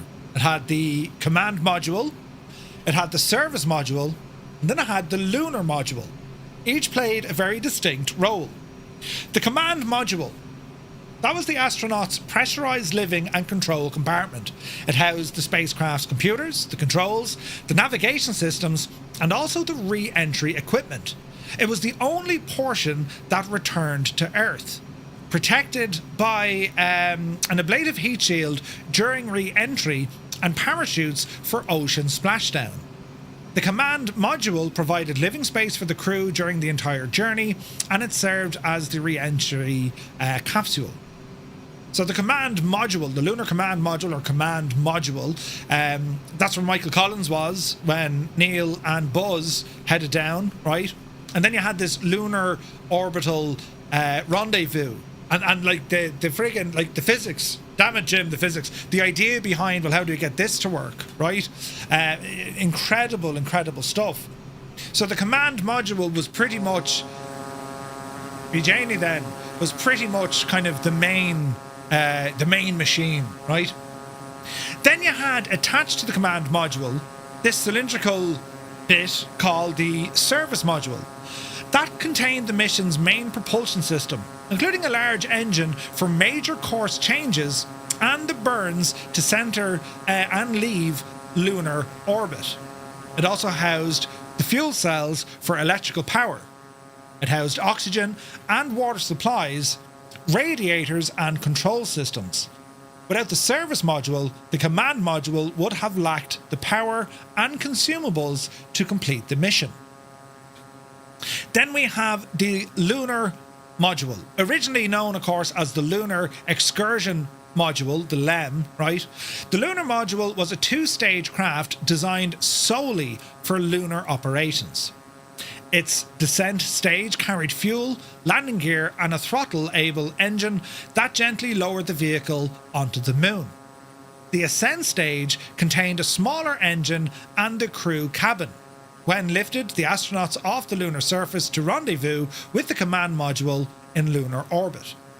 Designing 3 separate spacecraft, one for deep space and re-entry, one for propulsion and life support, and one for lunar landing and ascent, that allowed each to be optimized for its task, that was a complete masterstroke of engineering.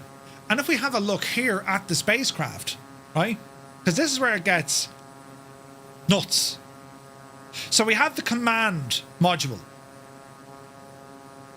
Inside, you see it. You have the lunar module, the service module, and the command module. So the launch escape system, and then you have the engine.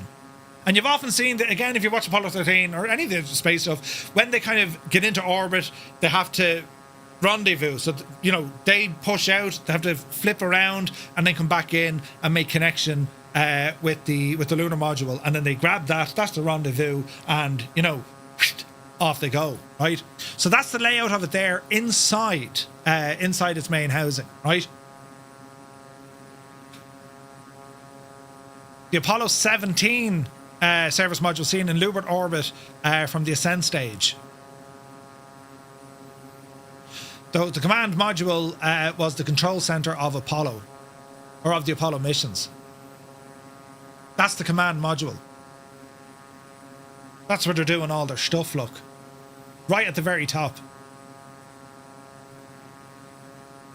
Then the lunar module, this cool looking guy. This was built by Grumman, I think, isn't it? That's what she said. This is built by Grumman. Same guys that brought us the F-14, lads. I'm just saying. Rendezvous radar, antennas, reaction control, thrusters. Mad looking. Spacecraft Lunar Module Adapter, or SLA. That's the SLA panels. And they'd have to turn around, go back in, grab a hold of it, and then off they go again. The Launch Escape System. The Launch Escape, it was built by Lockheed Propulsion. Its purpose was to abort the mission by pulling the command module away from the launch vehicle in an emergency, such as a pad fire before launch, guidance failure, or a launch vehicle failure likely to lead to imminent explosion. Dreamy, sleepy, nighty, snoozy, snooze. So it was basically a giant ejector seat, but it was a rocket that would just grab the command module with it and horse it up the road. Butley, good evening. So if you ever want to know what that was, that's what that was. Mad. The nose cone and cue ball. So this is all the layout here, look. Canard assembly, nose and cue ball, pitch control, tower, launch escape, and then of course the command module that had parachutes fitted to it. That's mad, isn't it? And if we were to look at the command module, combined command and service module, if we were to look at the command module, in terms of the cockpit, check it out. Now, I'd be very comfortable in here. I'm just saying now, I'd be very comfortable in here. I reckon now, lads, no problem at all. I'd know exactly what every single button would do. And then I'd wake up in a cold sweat. Isn't that frightening? Imagine calling that home, a panel straight in front of your head, away you go, and it had everything. Everything you needed. That's pretty cool. Sure, looks exactly like the DC-6. Yeah, command muse, exactly. Isn't it frightening, lads? And that there is the original cockpit of Apollo 11. It's located in the National Air and Space Museum. Wow. And here's like a breakdown of what the control module is. Isn't it mad? Like 1960s? You know what I mean? Absolutely mad. Here's the Apollo 14 command module. I think they have Apollo 17s as well.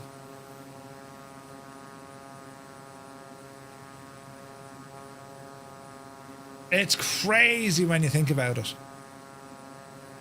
It's fascinating. Absolutely fascinating. Right, we're nearly at our first stop of the night. Nearly, I say. What are we doing? 190 knots? Yeah, we're okay. Sort of. Let's go down to this fella now and edit some fields here so we can see what we're doing.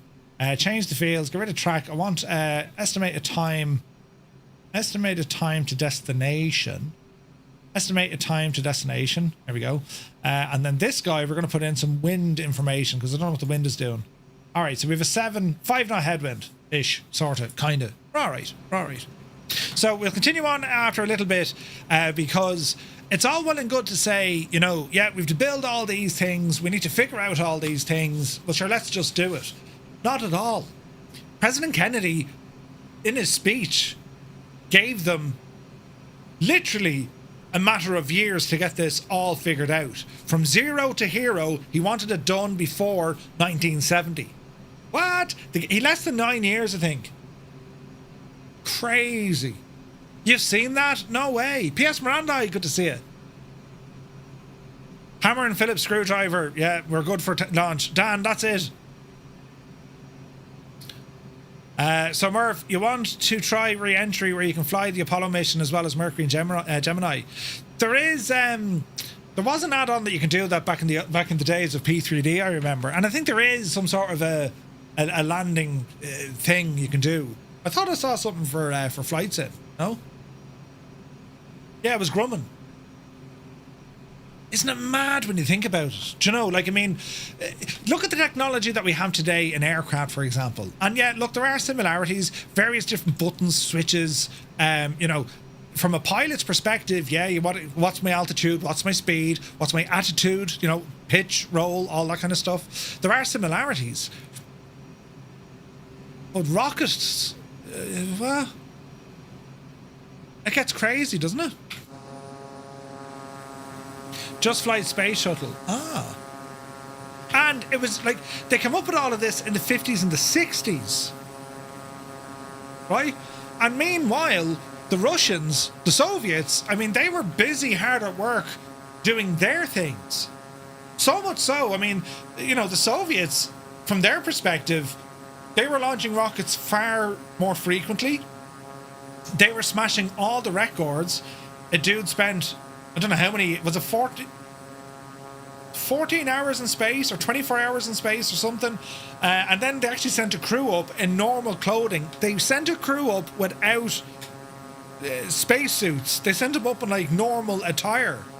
And then NASA were like, Jesus, the Soviets, they're planning this Apollo mission as well. They knew, they said, right, it's going to be a 3-man crew, right? Terra Builder. Ooh. I mean, our cell phones have more computing power than the guidance computer of 100% Wicked Lumberjacks. That re-entry sim, it's a standalone program on its own, absolutely wild. We'll have to give it a blast. It's re-entry for the space shuttle though, isn't it? But yeah, like absolutely mad, lads, mad.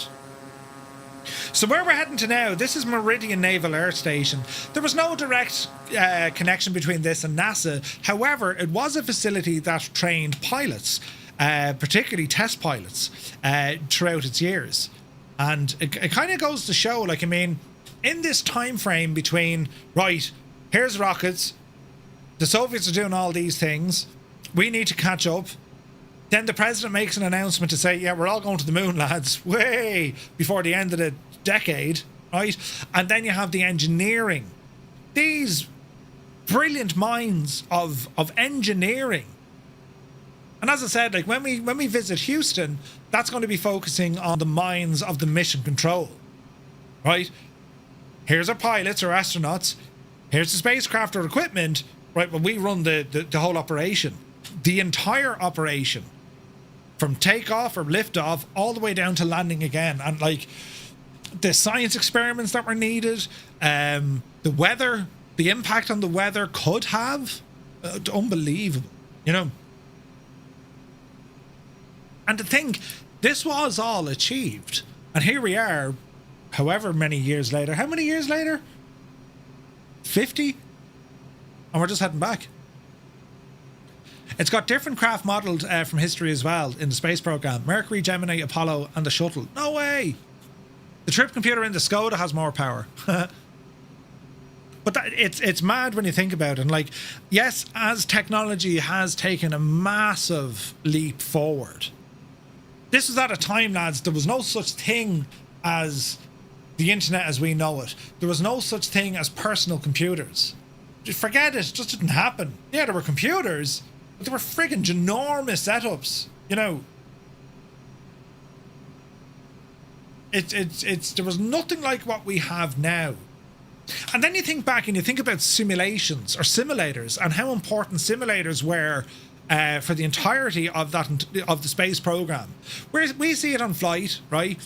And this is a flight simulator, and we can simulate all the various aspects of flying, which is incredible when you think about it. It's not just pretty graphics and we're looking out the window. I mean, the nuts and bolts of this is a simulator. It's designed to simulate what the real things actually do to whatever capacity we want to allow for. And we can expand on that by adding hardware or different modules, right?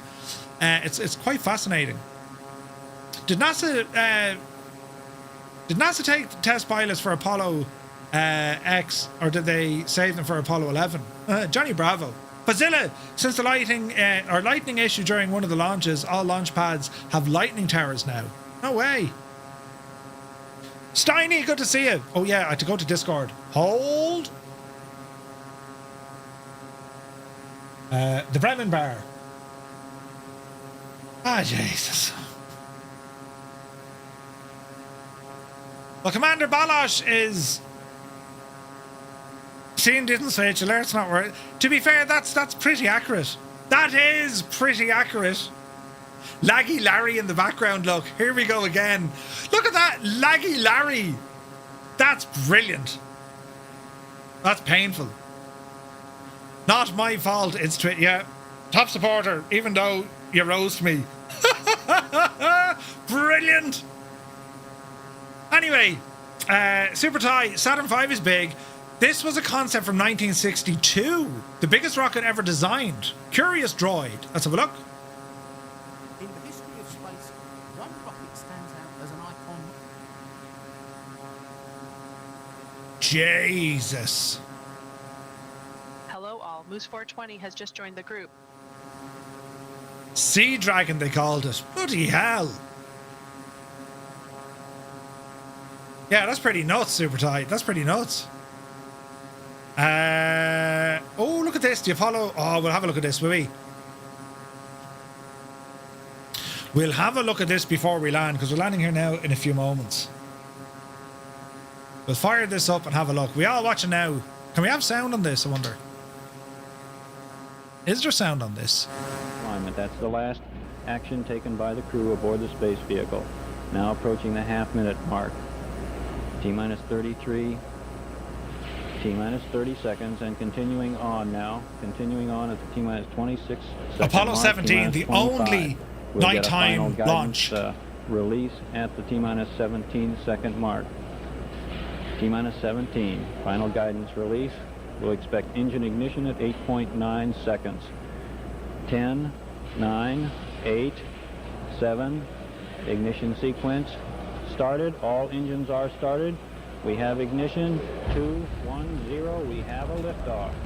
The sound. Liftoff, and it's lighting up the areas. It's just like daylight here at Kennedy Space Center as the Saturn V is moving off the pad.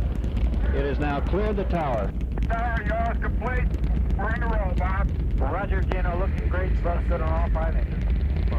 Okay, David, looking good. Your roll is complete. We are pitching.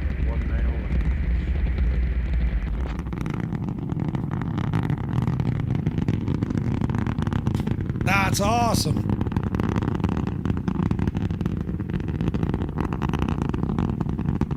Some sources say it reached 133 decibels from 3 miles away. Jesus.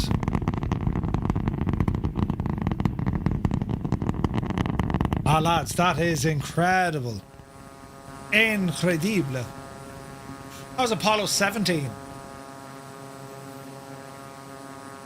So for each Apollo, they had a new rocket. Yeah, Johnny. Different rocket. Same rocket, just different numbers of them. That makes sense. It's kind of mad. So like Artemis 2, and then you have Artemis 3. Isn't it before... We've 3 years, I think. Isn't that what they said to get us to the moon? They want them landing on the moon and back home again. And Mars, the mission to Mars, I think, before 2040. Oh, good man, Steiny. We've more pictures. Hold, lads. I love that you're sharing all these. This is awesome. Oh, brilliant! Look at this. Maverick Mike, Saturn V at Kennedy. Jesus, lads. I need to go to Kennedy, Florida. On the rest area, heading to Mercy. Brilliant. Man alive.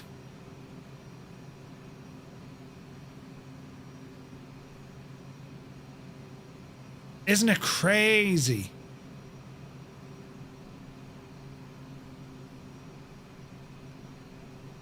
Next, Artemis will be testing the lander.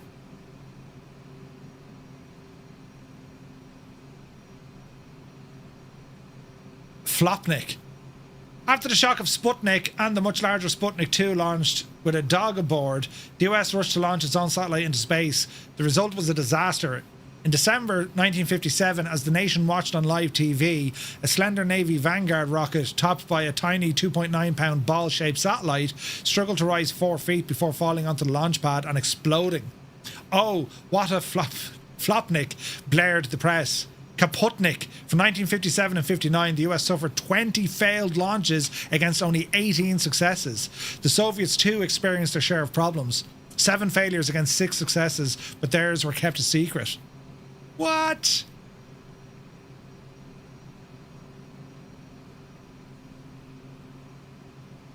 That's nuts. That is nuts.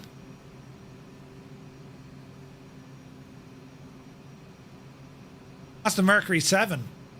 Sweet. Oh, look at all the cool stuff. Warning lights. Yeah. See, that's where the light is. Kennedy's speech part of it. That's awesome, man. That's awesome. It's like, it's the whole thing, it just fascinates me. It does not get old at all. It's absolutely incredible.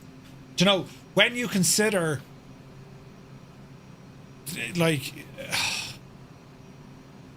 putting 3 lads into a spacecraft, yup you divil it, land them on the moon, bring them back home again, then they send up a car, the rover, right? Kerbal Space Program. We specialize in. I had a quick look at Kerbal. I haven't downloaded it. I have it. I watched someone play it there last week. I was very confused. I'll be 95 for the Mars mission. Do you want to see the jacks? Right? My current Kerbal Space Program save is titled The Scottish Aerospace Division, or SAD for short. Larry's here, good to see you. Larry, I listened to you on Dublin earlier on. But man yourself a Kenko. We're almost at Meridian, correct and right. Kerbal is easy. What do you mean Kerbal is easy? Crucifixions are total. Bloody hell. Right, we need to drop her down there. 4,000. Vertical speed. Oh, it's soupy weather out here. I gotta say though, even in the bad weather, it looks great. So this is our first stop of the night. It's a quick stop, and then we belt on through all the way down to Stennis. As we are just about to leave Alabama. The Limbics, good to see you, buddy. Work lurking. Hope you're well, mate. My husband said he would pay to see you play Kerbal Space Program. The Joke Ace, welcome in. Thank you for the follow. Yeah, I'll need to fire it up someday when the brain like just doesn't have the level of a quieter night. You know, Don Waldy, good to see you, bud. Welcome in. Kerbal is so good. Right, we got 3 runways to go for. We're gonna fly this one straight in. So, autopilot. Coming up. Meridian, Firefly, November 235, inbound for a full stop, runway 19er left, Meridian. If you download the mech jab for Kerbal Space Program, you can get it to calculate all the burns when you launch. Oh, okay. We'll check those out in a moment there, Steiny. Alright. Ease off the power. I'll need to delete all my shader cache again. I'm still getting some stutters.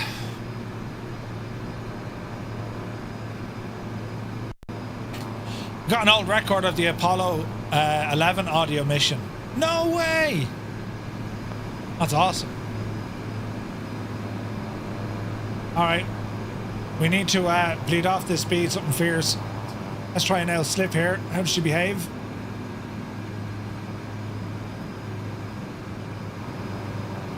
Not too bad. Easy now, easy now, easy now. Speed 180.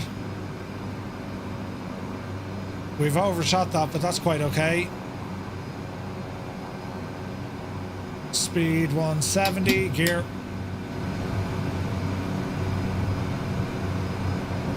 Coming in real fast. 160 flaps. Huge stutter. Jesus. RVS not ready. Why don't we have reverses ready? Do we need a button for that, I wonder? Easy now. Speed is good. Approaching runway 19 left. Caution, caution. We're all right. We're all right. Oh, see a starship there, look. Dreamy, sleepy, nighty, snoozy, snooze. Stew, you devil! All right, power to idle. Hold the nose. Oh, Jesus. You're after floating that, you muppet. Get her down. Jesus, the stutters. Into beta. There's G-Cell. Bilomar, welcome in. Thank you for the follow. 40 knots. Out of beta. Flaps coming in. And we'll exit the runway. And November 235 runway might clear the runway.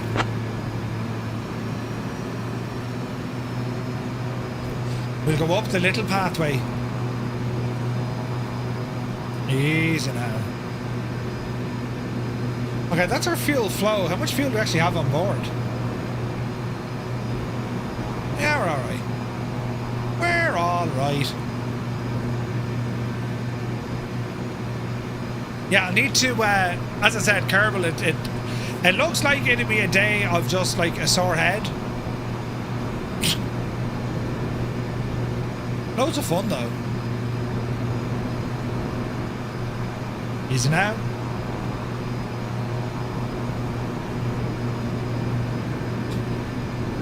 So Meridian Naval Air Station. That's where we are right now.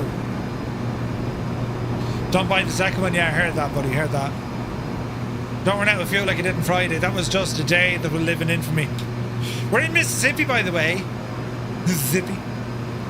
Loads of aircraft coming in. Oh, heck yeah. There's Cato. Up you devil you. What's your speed here as we're taxiing? Jeez, we're kicking up balls. We're kicking up all sorts.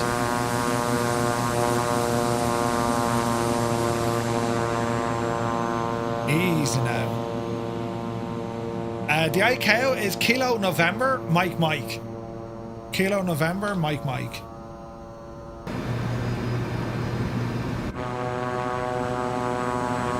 That is pretty cool. Look, it's a gorgeous plane, isn't it?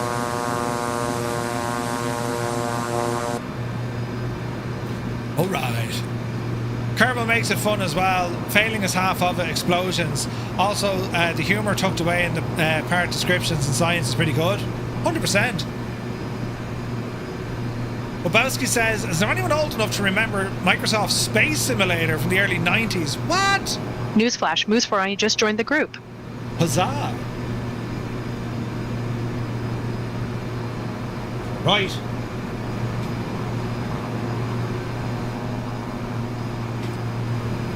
Lots of flaps to take off. Get out of the freaking pappy lights, Murphy, you big idiot. Alright. Just a quick note, Moose420 has joined the group. Moose420.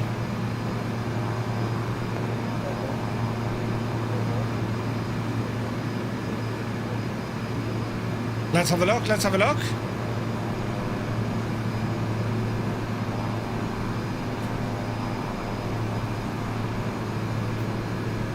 Moose420's there, man yourself.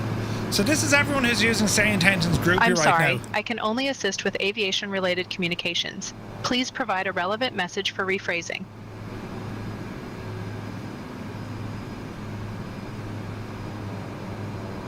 Alrighty then. So you can see everyone who's with us now, look. And where we're heading. That's pretty cool.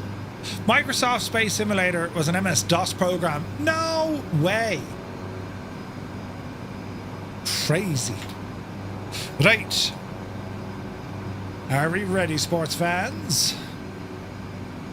So what's going to happen down the road here? We're going to fly down towards Kilo Hotel Sierra Alpha, but to the west of it, that's where the space center is.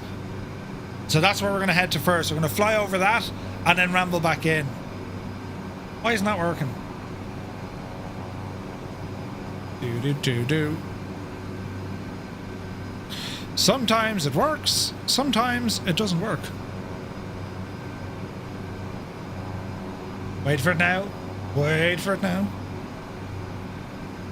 It says it's connected, but it is not connected. Bum bum bum bum bum bum. Oh.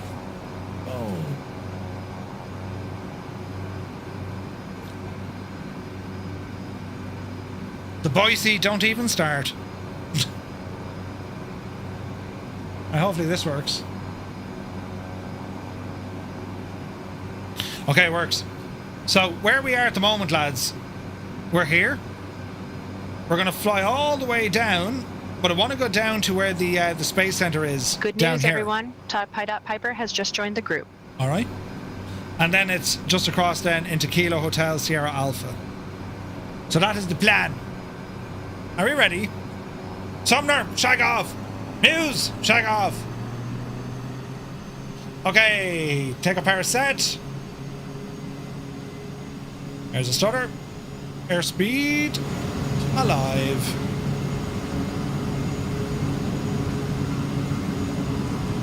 $60. 90. 100. Yepsy daisy. Ah, is it ready to climb? Gear coming up.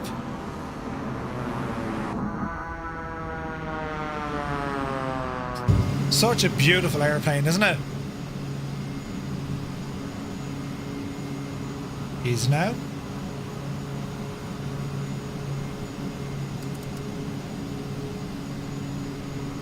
Okay, autopilot. Try not to kill his plane.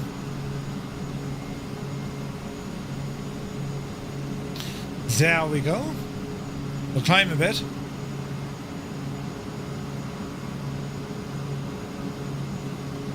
We're saying 4,000.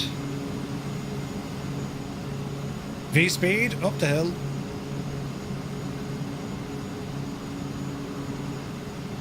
That's a bit better. Right, lads, run away. Right, we'll try a head count again. This time I won't make a balls of it. If you're flying along on the PlayStation or Xbox, please press 1. If you're on the PC, that's number 2. If you're using Saint Engines, it's number 3. And for everyone else, if you're enjoying the views and the information and it's all cool about space, well, you press number 4. Jesus!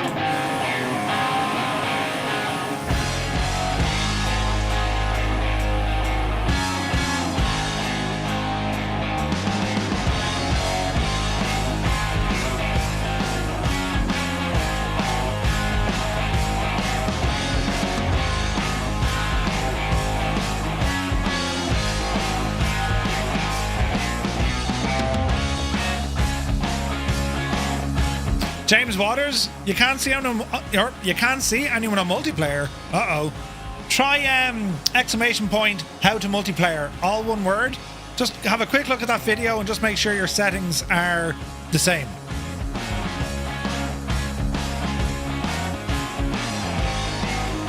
Here's Wombat.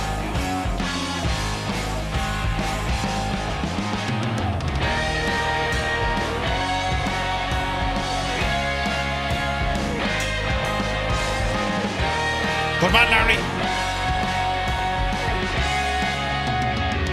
There's a Muse van. This is a very nice plane.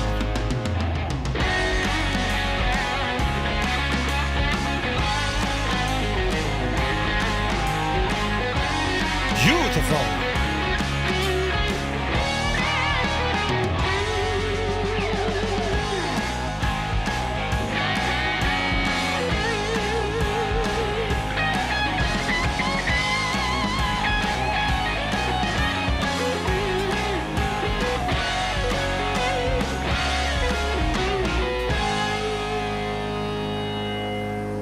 right, all right. 50 in a row. Gav, thank you very much indeed, buddy. Cheers, man. Super Ty, thank you very much. 18 on the PC. We got 2 on groupie and 2 on console. Nice. So the deadlines, right? This is where it all starts getting terribly, terribly interesting. So deadlines versus safety. Because where you have tight deadlines, well, you're going to have issues with safety, right? So, put you there. On the 25th of May, 1961, President JFK, or John F. Kennedy, committed the United States to landing a man on the moon before the end of the decade. That left NASA less than 9 years to design, build, test, and fly an entirely new class of launch vehicles, spacecraft, and lunar landers. At Marshall Space Flight Center in Huntsville, Wernher von Braun mobilized thousands of engineers drawing on wartime V2 expertise. Schedules were grueling. Flights had to be prepared and tested quickly, often pushing the safety margins. Now, as we learn all about the Apollo program, and remember, this was you had Mercury and then you had Gemini, right? The Apollo program itself, this was the human spaceflight to get the first humans to land on the moon, right? It was conceived in 1960. We'll read this, right? The Apollo program, also known as Project Apollo, was the United States human spaceflight program led by NASA, which landed the first humans on the moon in 1969. Apollo was conceived in 1960 in the Dwight D. Eisenhower presidency during Project Mercury and executed after Project Gemini. Apollo was later dedicated to President JFK's national goal, before this decade is out, of landing a man on the moon and returning him safely to the Earth, in his address to the US Congress on May the 25th. I have a clip for that. There is what's that called? Public domain stuff we can have a look at. The goal was accomplished when the Apollo 11 mission, astronauts Neil Armstrong, Buzz Aldrin, landed their Apollo lunar module on July 20th, 1969. Michael Collins remained in lunar orbit in the command and service module. Apollo ran from 1961 to 1972, the first crewed flight in 1968. Apollo 1, a major setback. Tragedy struck on the 27th of January 1967 when a fire during a ground test on the first crewed Apollo spacecraft killed astronauts Gus Grissom, Ed White, and Roger Chaff.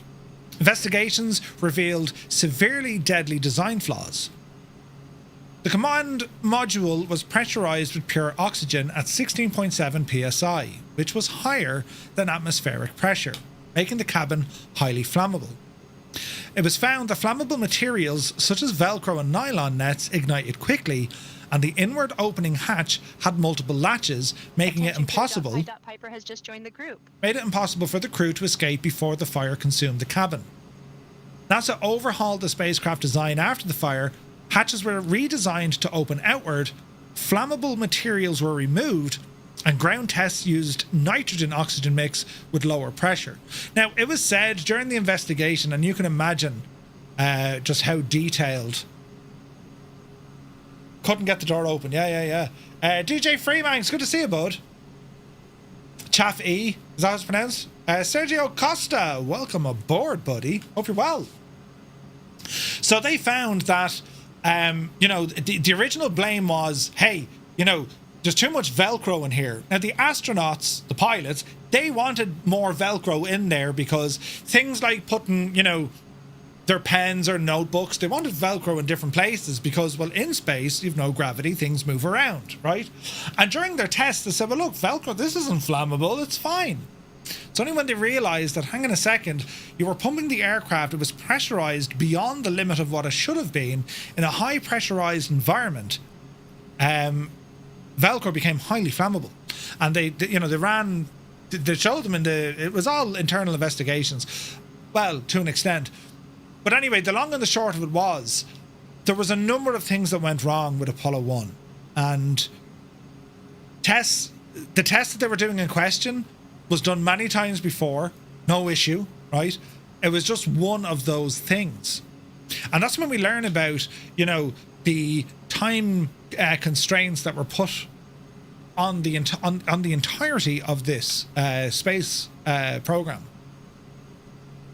So, to give you an idea of the scale, the Apollo program was the largest single technical project ever undertaken.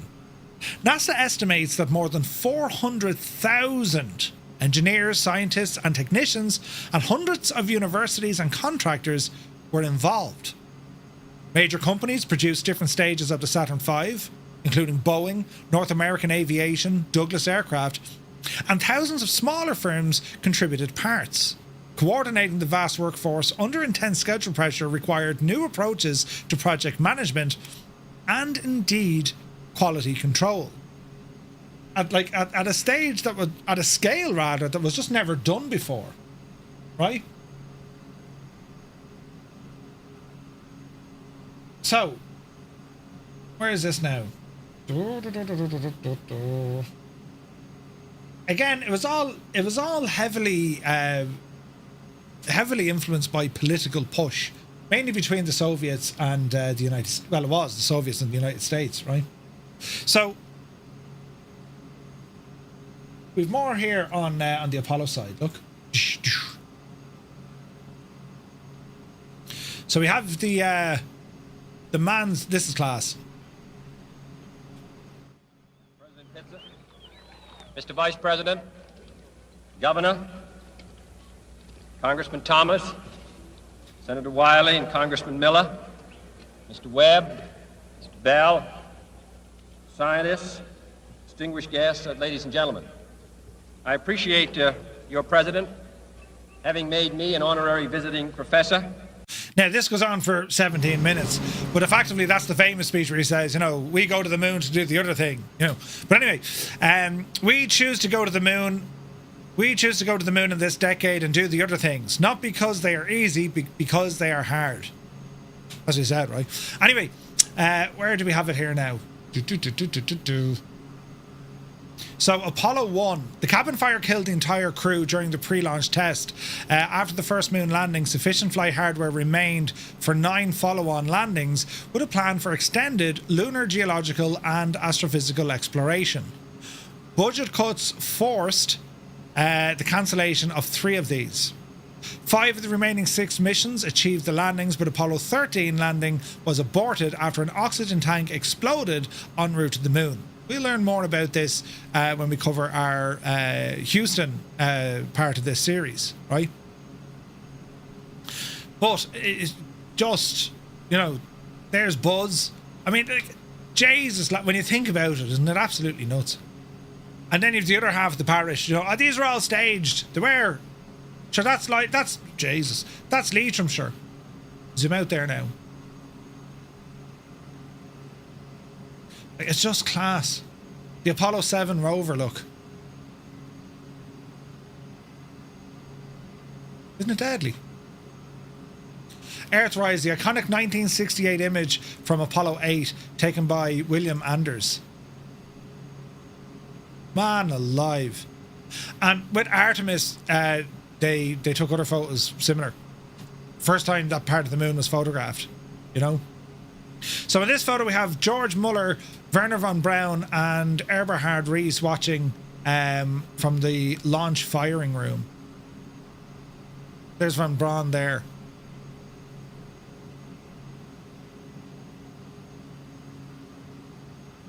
Crazy stuff.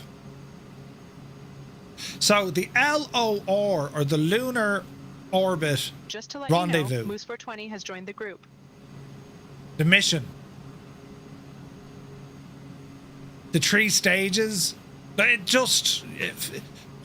like physicists, geniuses, mad Egypts, the whole lot. The Lunar Orbit Rendezvous, right?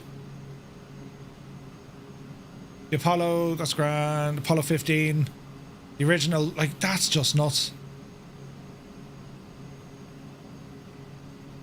It's crazy. And then the space vehicles. I mean, look at the scale. Little Joe 2, Saturn 1, Saturn 1B, and then the Saturn V.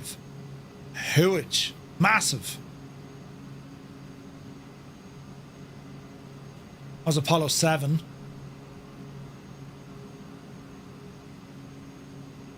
Here's Apollo 11.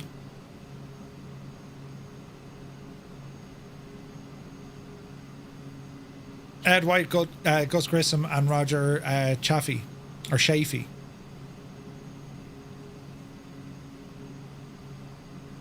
So Apollo 1, they all perished. They couldn't get the door open. Here's Apollo 11. Neil Armstrong, Mike Collins, and Buzz Aldrin. Neil Armstrong was a civilian. Didn't know that. Or he was classed as a civilian. Whereas the other lads had like extensive military training. Do you know? The mission profile: launch, translunar injection, transposition and docking, extraction, lunar orbit, powered descent, the moonwalk, the ascent, rendezvous, and then Earth or trans-Earth injection, and then landing. The Apollo mission flight plan from 1967 look. Ah, lads. Isn't that something else? Takeoff, separation, around we go, launch, trajectory confirmation, turnaround, docking with the command service module, over to the moon. I mean, we'll just do a copy and paste this for Kerbal, will we? That's friggin' nuts. And then back up away they go again. Man alive.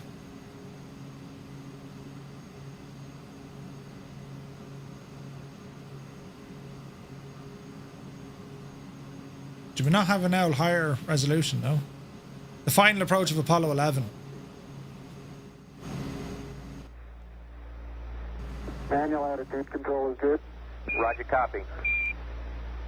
Altitude 4200. Houston, you're a go for landing, over. Roger, understand. Go for landing. 3,000 feet. Stop alarm. 1201. 1201. Roger, 1201 alarm. Imagine that, getting alarms on the way down. Same type, where go? 2,000 feet. 2,000 feet. Into the ag, 47 degrees. Roger. 47 degrees.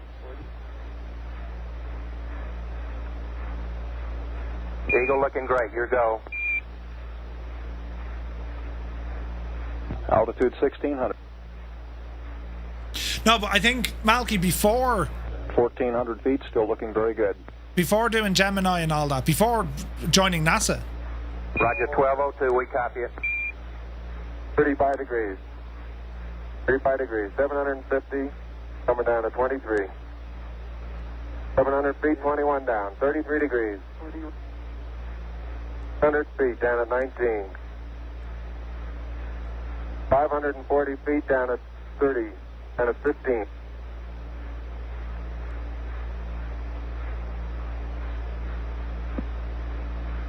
There's 400 feet down at 9. Gate forward. 1201s were guidance computer overflow warnings. 30, rip half down. They'd low fuel then as well. They'd seconds of fuel left. Take on horizontal velocity. 300 feet down, 3.5. 47 forward. Put up. On 1.5 down. 70.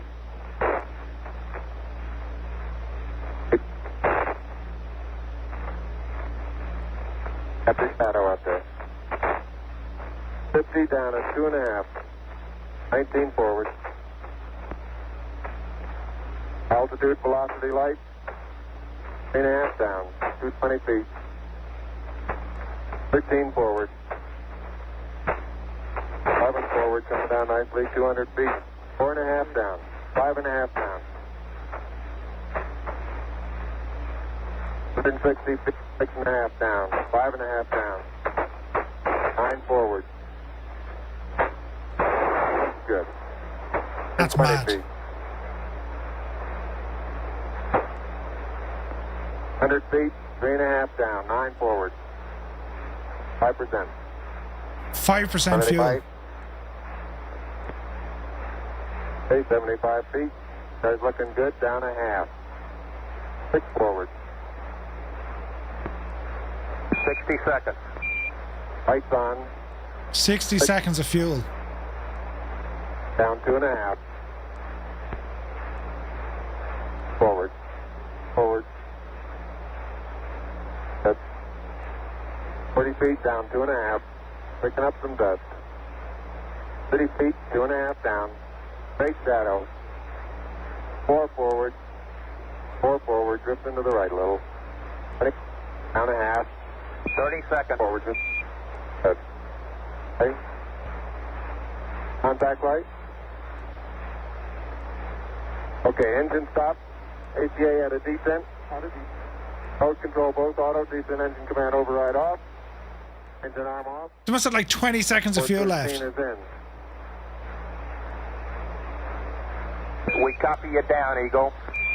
Houston, Tranquility Base here. The Eagle has landed.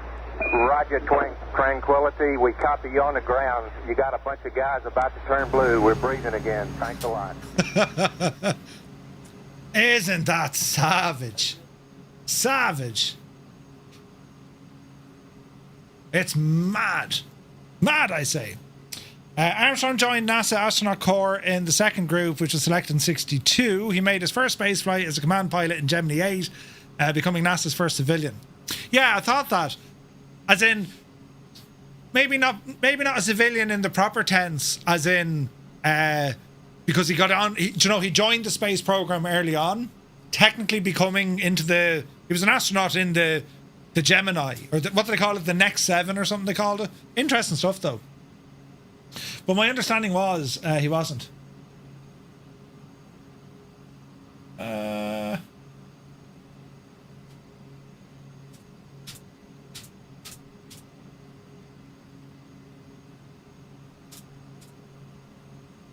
Nuke it with fire.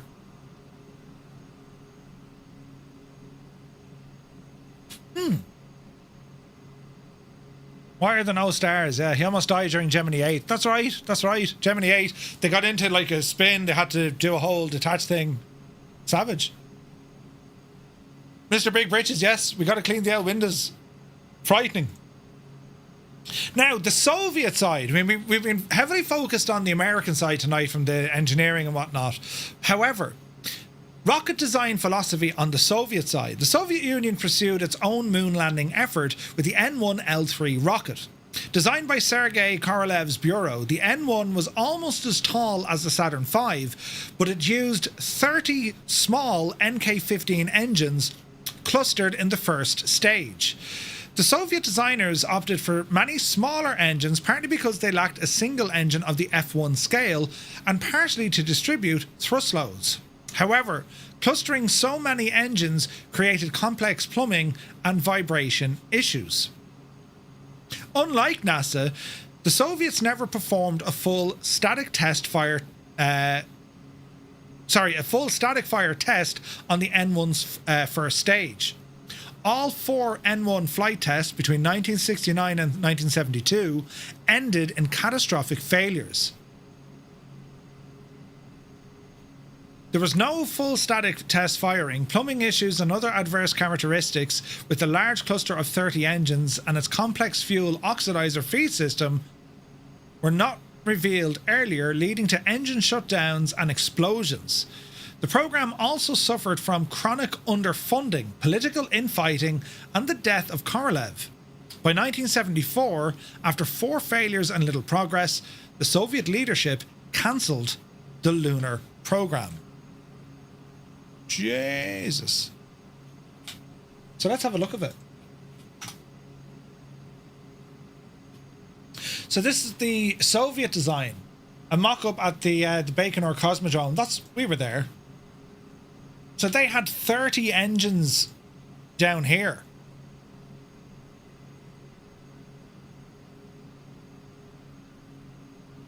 Isn't it mad?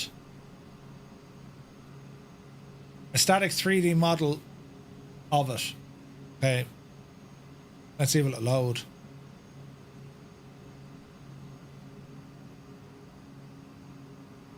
Doesn't want to load.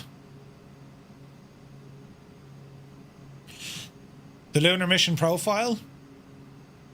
Earth orbit insertion. Translunar injection. Mid-course correction. Yeah, like just... Imagine... Missile Test Center Kazakhstan in 1968. So they actually had one there. Space booster was there, look. Jesus. Full-scale dynamic test model, facility system. Yeah, man.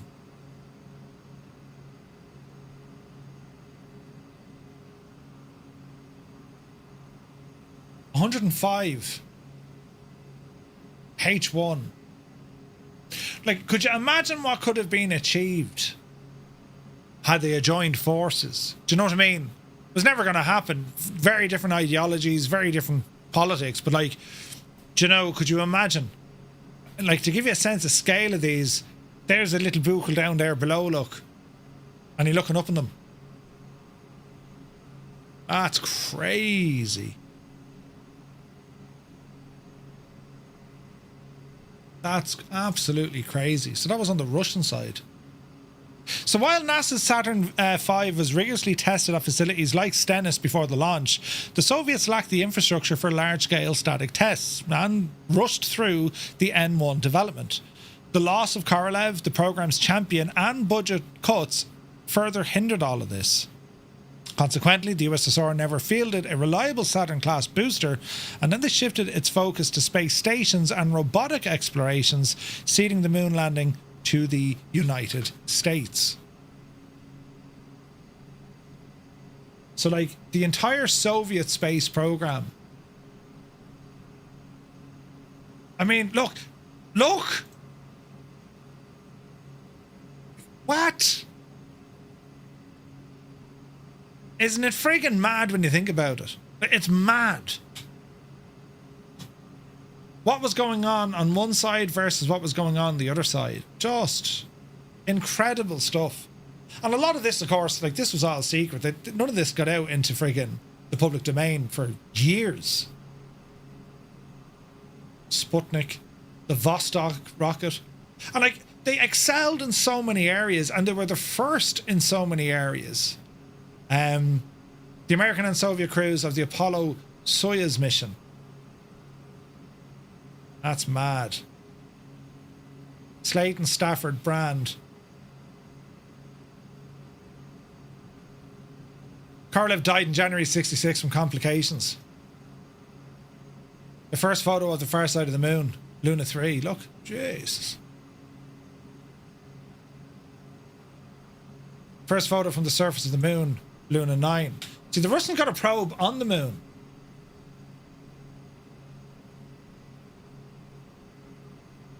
Surface of Venus. So this was Venera 13. Returned the first color images of the surface of Venus, revealing an orange-brown flat bedrock surface covered with loose regolith and small, flat, thin rocks. Like Venus, lads.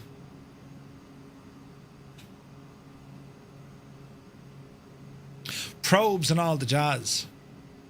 The Vega program in 1984 began and ended with the launch of two crafts, Vega 1 and Vega 2. Both crafts deployed a balloon in addition to a lander.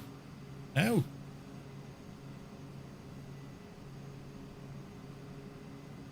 program secrecy. Mir in 1996.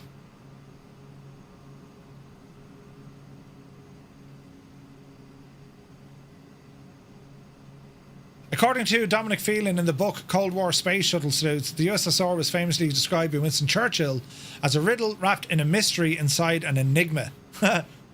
Although the space house literally played out above our heads, it was often obscured by a frigative space curtain that took much effort. It's mad. Vostok 1 capsule. Jesus. Mars 3, the first spacecraft to land on Mars. Like, again, you talk about like shifting the friggin' the laws of physics here. The Buran program attempted to produce a class of space planes launched from Energia rockets in response to the US space shuttle. It's identical in so many ways, isn't it? Like, it's identical. The flight we're doing with the shuttle carrier is actually going to recreate what they did in the 80s with the US flying it to the Paris Air Show. It's crazy stuff, lads. Crazy. So, the beginning of future tech. During the mid-1960s, NASA studied fully reusable space planes that would launch like rockets and then return like aeroplanes. These two-stage flyback vehicles were envisaged with wings and rocket engines. Both stages would be manned and land horizontally. However, a NASA history report notes that the concept required a development budget of somewhere between 10 and 13 billion US dollars and encountered opposition because both stages had to re-enter the atmosphere and land, adding to the complexity. Engineers also examined air-breathing engines, but they concluded that pure rockets were more practical for reaching orbit. By 1971, budget pressures forced NASA to pursue a cheaper configuration, and the agency selected a design that used solid rocket boosters, an expandable external fuel tank, and a reusable orbiter. This Class 1 shuttle drew heavily on Saturn technology. Large cryogenic tanks with high-thrust engines informed the shuttle's main engine design. The final choice, approved by President Nixon in 1972, resulted in the Space Shuttle program. And although less ambitious than the fully reusable concept, it provided partial reusability and became the workhorse for the US crewed spaceflight for 3 decades. So it's amazing how fast we moved from the engineering that brought us, you know, Mercury, Gemini, and then Apollo,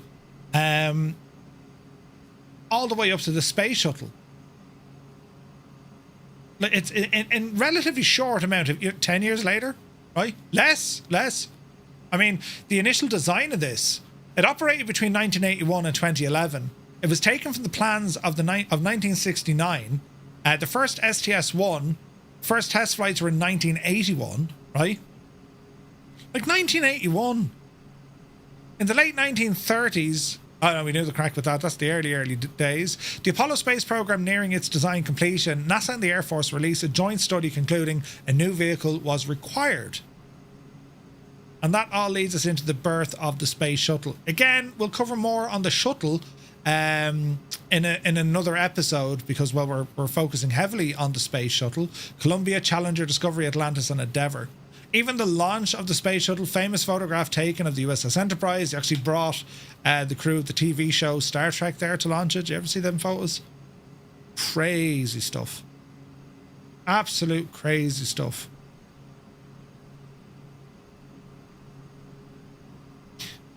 And what was it that Jim Lovell said? Like, there's nothing routine about going to space, and there is nothing routine about it at all. I mean, they've done it, of course, but the dangers, you know. So where we're heading to now, the Stennis Space Center, Hancock County, Mississippi. It tested every Saturn V first and second stage. Engineers there fired the stages at full power before shipping them over to Florida, which earned the saying, if you're going to the moon, you're going through Hancock County. So about 300 miles to the southwest of the Mississippi Gulf Coast lies NASA's Stennis Space Center.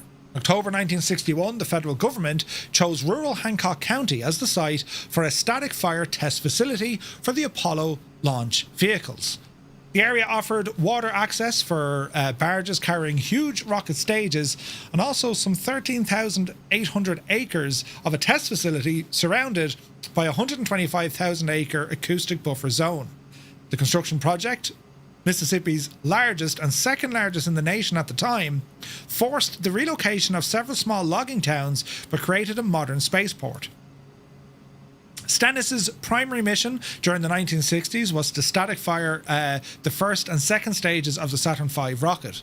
The first stage were hoisted into a massive B-2 test stand in March 1967, And from 66 to the early 70s, Stennis tested all Saturn V rockets. Its rigorous testing ensured that every Apollo booster, including those that carried the first humans to the moon, performed flawlessly.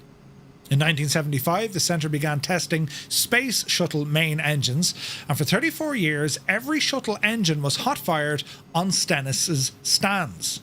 Today, Stennis tests the RS-25 engines and core stages for the Space Launch System. It functions as a federal city. It hosts more than 5,000 employees representing NASA and more than 50 contractors, organizations, agencies and companies. Major tenants include the Naval Meteorology and Oceanography Command, Naval Oceanic Office, the National Data Buoy Center and NASA's Shared Services Center, and companies such as L3 Harris, Aerojet Rocketdyne, and its predecessors have all supported the Saturn V space shuttle and SLS Artemis testing. Jesus. This concentration of agencies and contractors mean that the site has its own utilities, security force, and community services. It is essentially a self-contained town devoted to propulsion testing, oceanography, information technology, and other research fields. That's mad. And that's where we are now, and the weather is absolutely horrible, you know. So we're going to hang a right here. But I might change the weather, lads, as miserably cloudy as it is. It looks kind of cool. We need to go over and inspect our stuff, right? So let me see, heading mode. And we'll horse ourselves to the right. We're going to pick up this weather here a little bit. There we go, there we go. And let's head over and inspect what we can see, right? It's okay, we just went slightly out of the way. Is it now?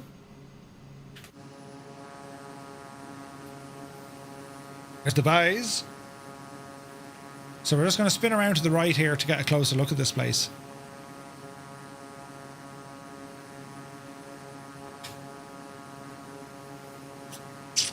Flight Simulator 2025, good to see you. Stu says, I've got an envelope from NASA here containing copies of slides, photos, of the Saturn exploration taken from Voyager 2 and accompanying text telling me about each image. What? No way. Really, Stu? That's awesome, man. Just a short circuit in the autopilot. Yeah, that's all. Too bad someone just fired all the scientists from the National Science Board. Uh-oh. Enterprise NX-01, later redesignated USS Enterprise, was the culmination of the NX project. Mike, no! Where is it now? Space Shuttle...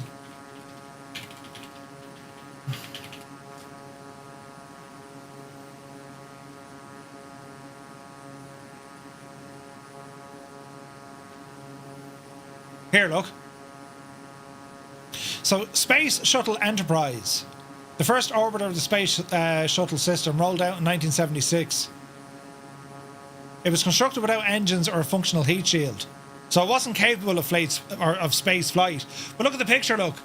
Gene Roddenberry and the Star Trek cast without friggin' William Shatner. Where was Shatner? I couldn't go to the lot of the shuttle. But with Spock there, look. Brilliant.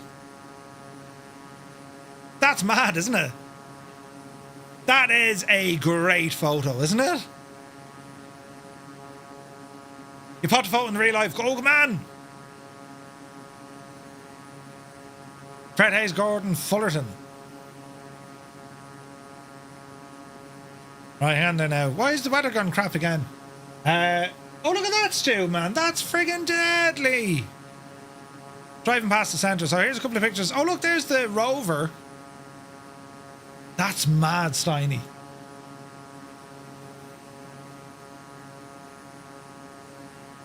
That's crazy. Lunar and Planetary Institute. Something on the way. Something on the way. Something. How did you get them, Stu? Did you just like ask them for it? That's crazy, man. Jesus Murphy, you're making a dog's ear out of this. Will you hang a right there now? Jesus, there's friggin' F-22s and everything coming up the road at us. We've gone past it again, right? They all kind of hate Shatner, did they? They didn't. Shatner was on the wing. That's brilliant. Hang on there now, we got ourselves turned around here, lads. Turned around to see what we can see. It is, it's making a right out of me. Alright, Viper, come on now. Jesus then. Gotta say, the King Air, it's flying really, it's a lovely airplane. They were in your dad's stuff when he passed away. He got some weird and wonderful planetary stuff like Magic Lantern slides. That's crazy. That's awesome, Stu. I've nothing bar like my own stuff space related. As I went to NASA in Houston, and like my son big into like massive into space stuff, like all the Lego stuff, all you know, the Saturn V, the space shuttle, all that gear. It's class. Right now, unfortunately, we don't have photogrammetry down here. But we'll ramble down and give it a now look-see all the same, because it's a huge site. This is another massive site. So it's very much, this will depend heavily now on kind of satellite imagery. At least I don't think we have photogrammetry down here. I could be wrong, but I don't think we do. I think it's just kind of satellite stuff. We're also going very fast. Slower down there now. Yeah, there's no photogrammetry, unfortunately. Man, I gotta say that the sim has been an absolute pig again tonight with stutters. I need to go hatch it now and start like deleting stuff and cache files and all this. Anyone else having issues with the sim like this in multiplayer now?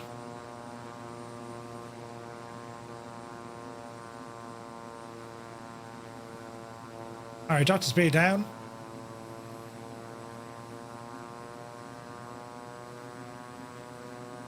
Did you try taking flow out? Really, Muse?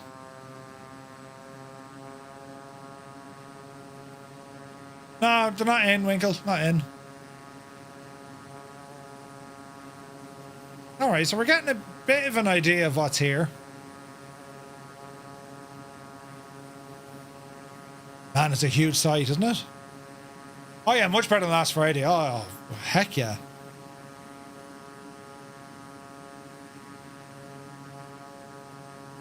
Man, this place is massive, isn't it? That's got to be where they test them just there below us. You can see all like fuel lines and bunkers and stuff. I think I was watching Chewie earlier. I think his only issue, unless I'm wrong, I thought Chewie's issue was just at landing, though, was it? No. I mean, the sim is running fine, but there's something causing stutters, and like. So much so, see my nameplate or the tail number keeps disappearing? Like there's something not right. Maybe flow? There's something pausing the sim because I can literally see my GPU go from like 90% to 0. It's waiting for the sim to give it work to do. Very strange. And I really hope it's not flow. I've become terribly dependent on flow.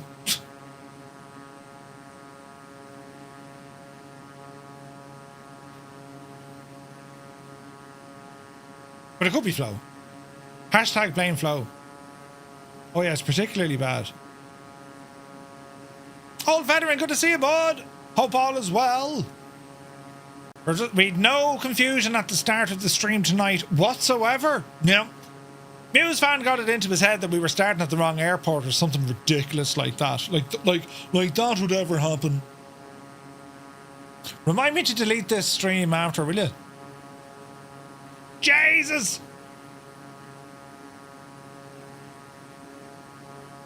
Huge site. Massive facility, this one.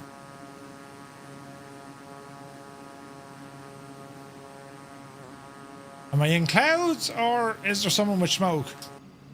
Oh, I'm in the clouds. Get out of the clouds. There we go. We couldn't even clip it because the first 45 minutes was completely clippable. It was a hard owl watch now, lads, I can tell you. It was a hard owl watch. Is riot.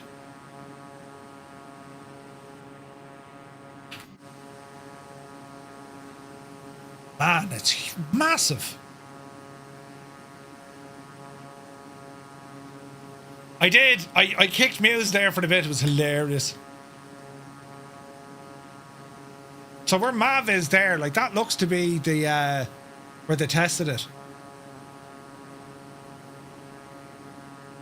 Like, how did they get the stuff down from where it was being built?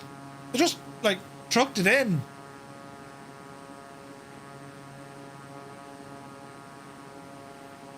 Cool. A great bunch of lads. Yeah, yeah. A great bunch of lads. Yeah, but you kick Cyrus for falling asleep and you call Murph harsh. See? See? Oh, down the Mississippi, of course. Yes, yes, yes. Your barges and all that, Malky. Yeah. There's Wombat looking at MB339. Looking good, buddy. Jeez, we're absolutely hooning it, look. Easy now. That was accidental, though. Murph's actions were purely intended. Would you go away with that? They weren't. My actions were in direct response to your tomfoolery. You know. Sorry, Wombat. That was a very abrupt right turn. Then they'll take the stuff round to Port Canaveral. Oh, right. So that they'd sail it. Is that right? They'd... yeah. Because that's a long old trek as well. Isn't it?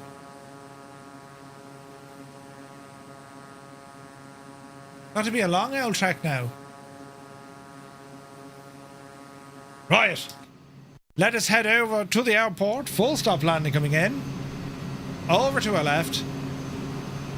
She's a little bit easy to roll, this machine, isn't it? Carinata not having any sort of flight modelling requirement to tweak. I don't believe you. Alright, watch the speed again. Easy. So what I'll do, I'll delete all the cache and rolling cache and all that jazz. Hey, Cyrus T! Good to see you, buddy.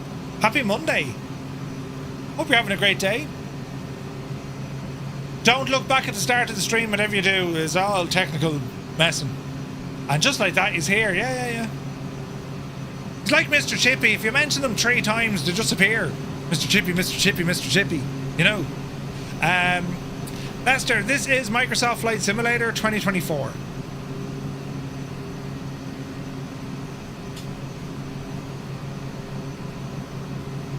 Stennis, November 235 Romeo Mike, inbound full stop runway 36, Stennis. Right. I'm home now. What did I miss? Nothing. Now you have to watch the start. It's all grand, Miss TBHI. We didn't break anything at all. I say they probably transported this by road. Look how straight the road is, look. We couldn't have good long straight roads like that in Ireland. Should we break the speed limit? You find that hard to believe? It's grand, it's grand. Now tomorrow night we're flying as well, lads. We're going to fly airliners, Bijani, because I want to do that flight I missed last Thursday. So if we have VATSIM, great. If not, we'll use say intentions. Oh Jesus, that's tomorrow night. Tube liners. Well, you don't have to fly a tube liner. I mean, you can fly jets. If you want to take a jet, something fast, something that can keep up with a tube liner. That's tomorrow night's flight now. Because usually we do trucking, but an update for American Truck Sim just came out. I haven't had time to get anywhere near it, and I want to catch up on our flight from yesterday. Yeah, take a fighter. Yeah, you can take anything you want, but it's something that would, something that's capable of keeping up with an airliner. So like, the Phenom, not out yet. Soon, hashtag exclamation point. Janie then, couldn't you almost? Soon. Alright, gear. Easy now.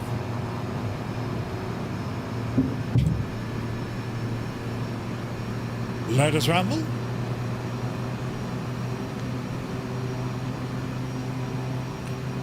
Easy. Watch the power. So next week, there's new DLC out on Thursday. Nice, Malky. Okay. Old veteran, 100%. 100%.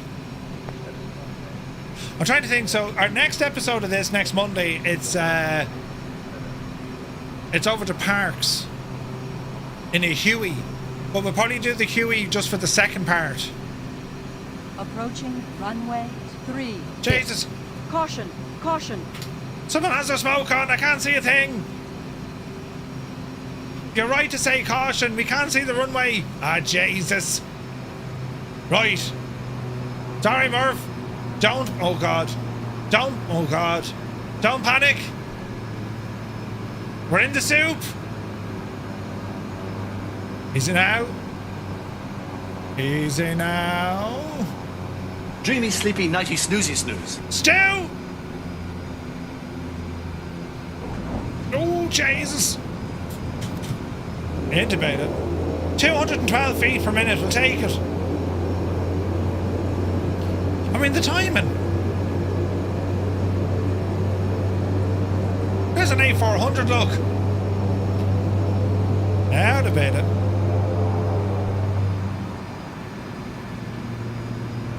Easy now. Who's with all the shag and smoke?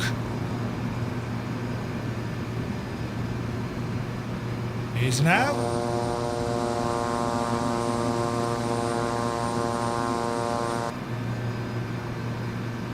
Jeez, the place is covered in smoke. This isn't a friggin' test site. There goes Angels 1-5, look.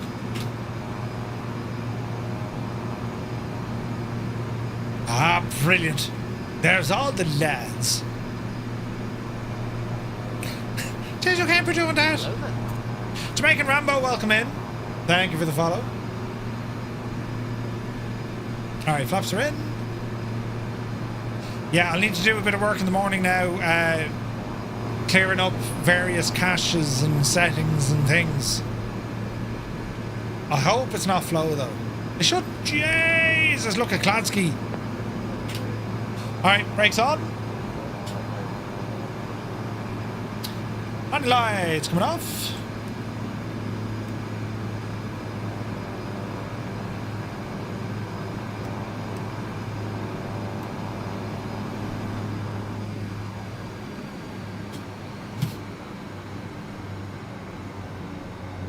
Engines coming off. And lights coming off. Alright.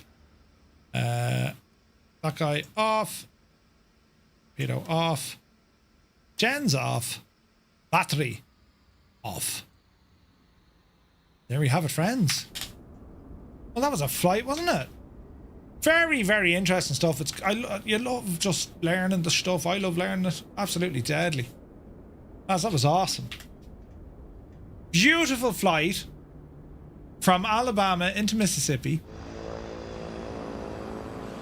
We covered some nice ground there tonight. Just need to fix the old stutters now and we're away with it. If this is Stannis, my shirt tail hangs on the ceiling in this FBO. No way, Robert, really? That's awesome.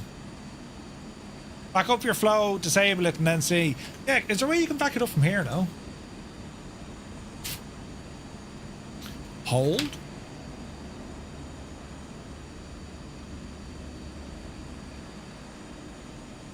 Back up everything.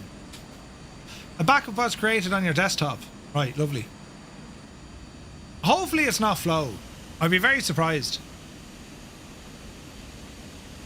You're getting straight to bed. I already uninstalled flow and it didn't make a difference with Heisenberg. Okay. Yeah, I don't know what it is. I'll go with the shader caches and all that jazz, you know? Thank you, MechMancer. Yes, a flawless stream. No jiggery pokery whatsoever. No messing at all. High quality, high production value, and no acting to come. Sure, it's like every other stream, you know. Anyway, lads, I want to thank you all so very much indeed for tuning in and spending your time with me on a Monday. I really appreciate it. And the friggin' headache that we had at the start. At least you can kind of see what goes on in, you know, my head, right? But yeah, I'm loving this series. Next week, as I said, it's I think it's the Parks Observatory. That's where we're heading to. Tomorrow night, we're back. We're going to be flying in the Airbus A320. We're going to be flying up to Svalbard. That's a flight I missed last week. Wednesday, we have the news. Evan is going to join us from FS Expo. We're going to be talking about all things FS Expo. Thursday, we have a double header. Hopefully, I'll be around Thursday night. There's a small chance I won't be, but I'll keep you up to date. And then Friday night, another group flight. So I'll be over on Discord between now and then. ! Discord. It's just where we go to hang out. It's just Discord is its own little program. You can put it on your phone. Think of it like a forum or like a Facebook or a WhatsApp group kind of mixed in together.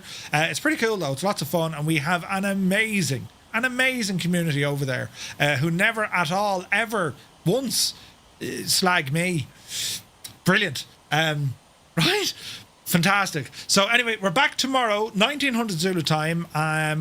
And if there's any other developments, well, you'll hear from me over on our Discord. So until then, thank you all so very much indeed for watching. Have a lovely evening. See you on the next one.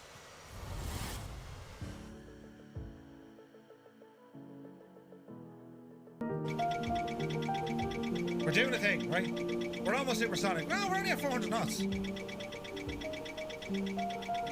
That was the most cinematic anticlimax ever. Yeah, but hang on, give it time. We're doing it.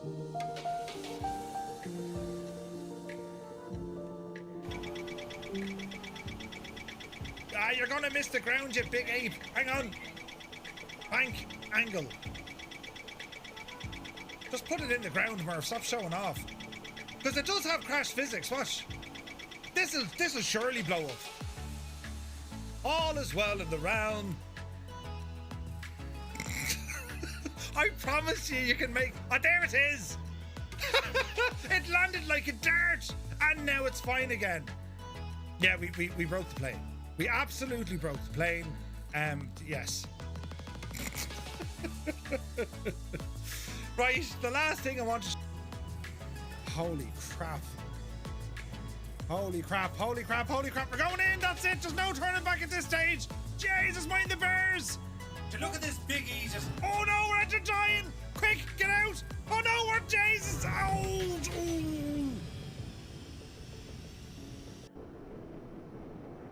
Armin Addict inbound.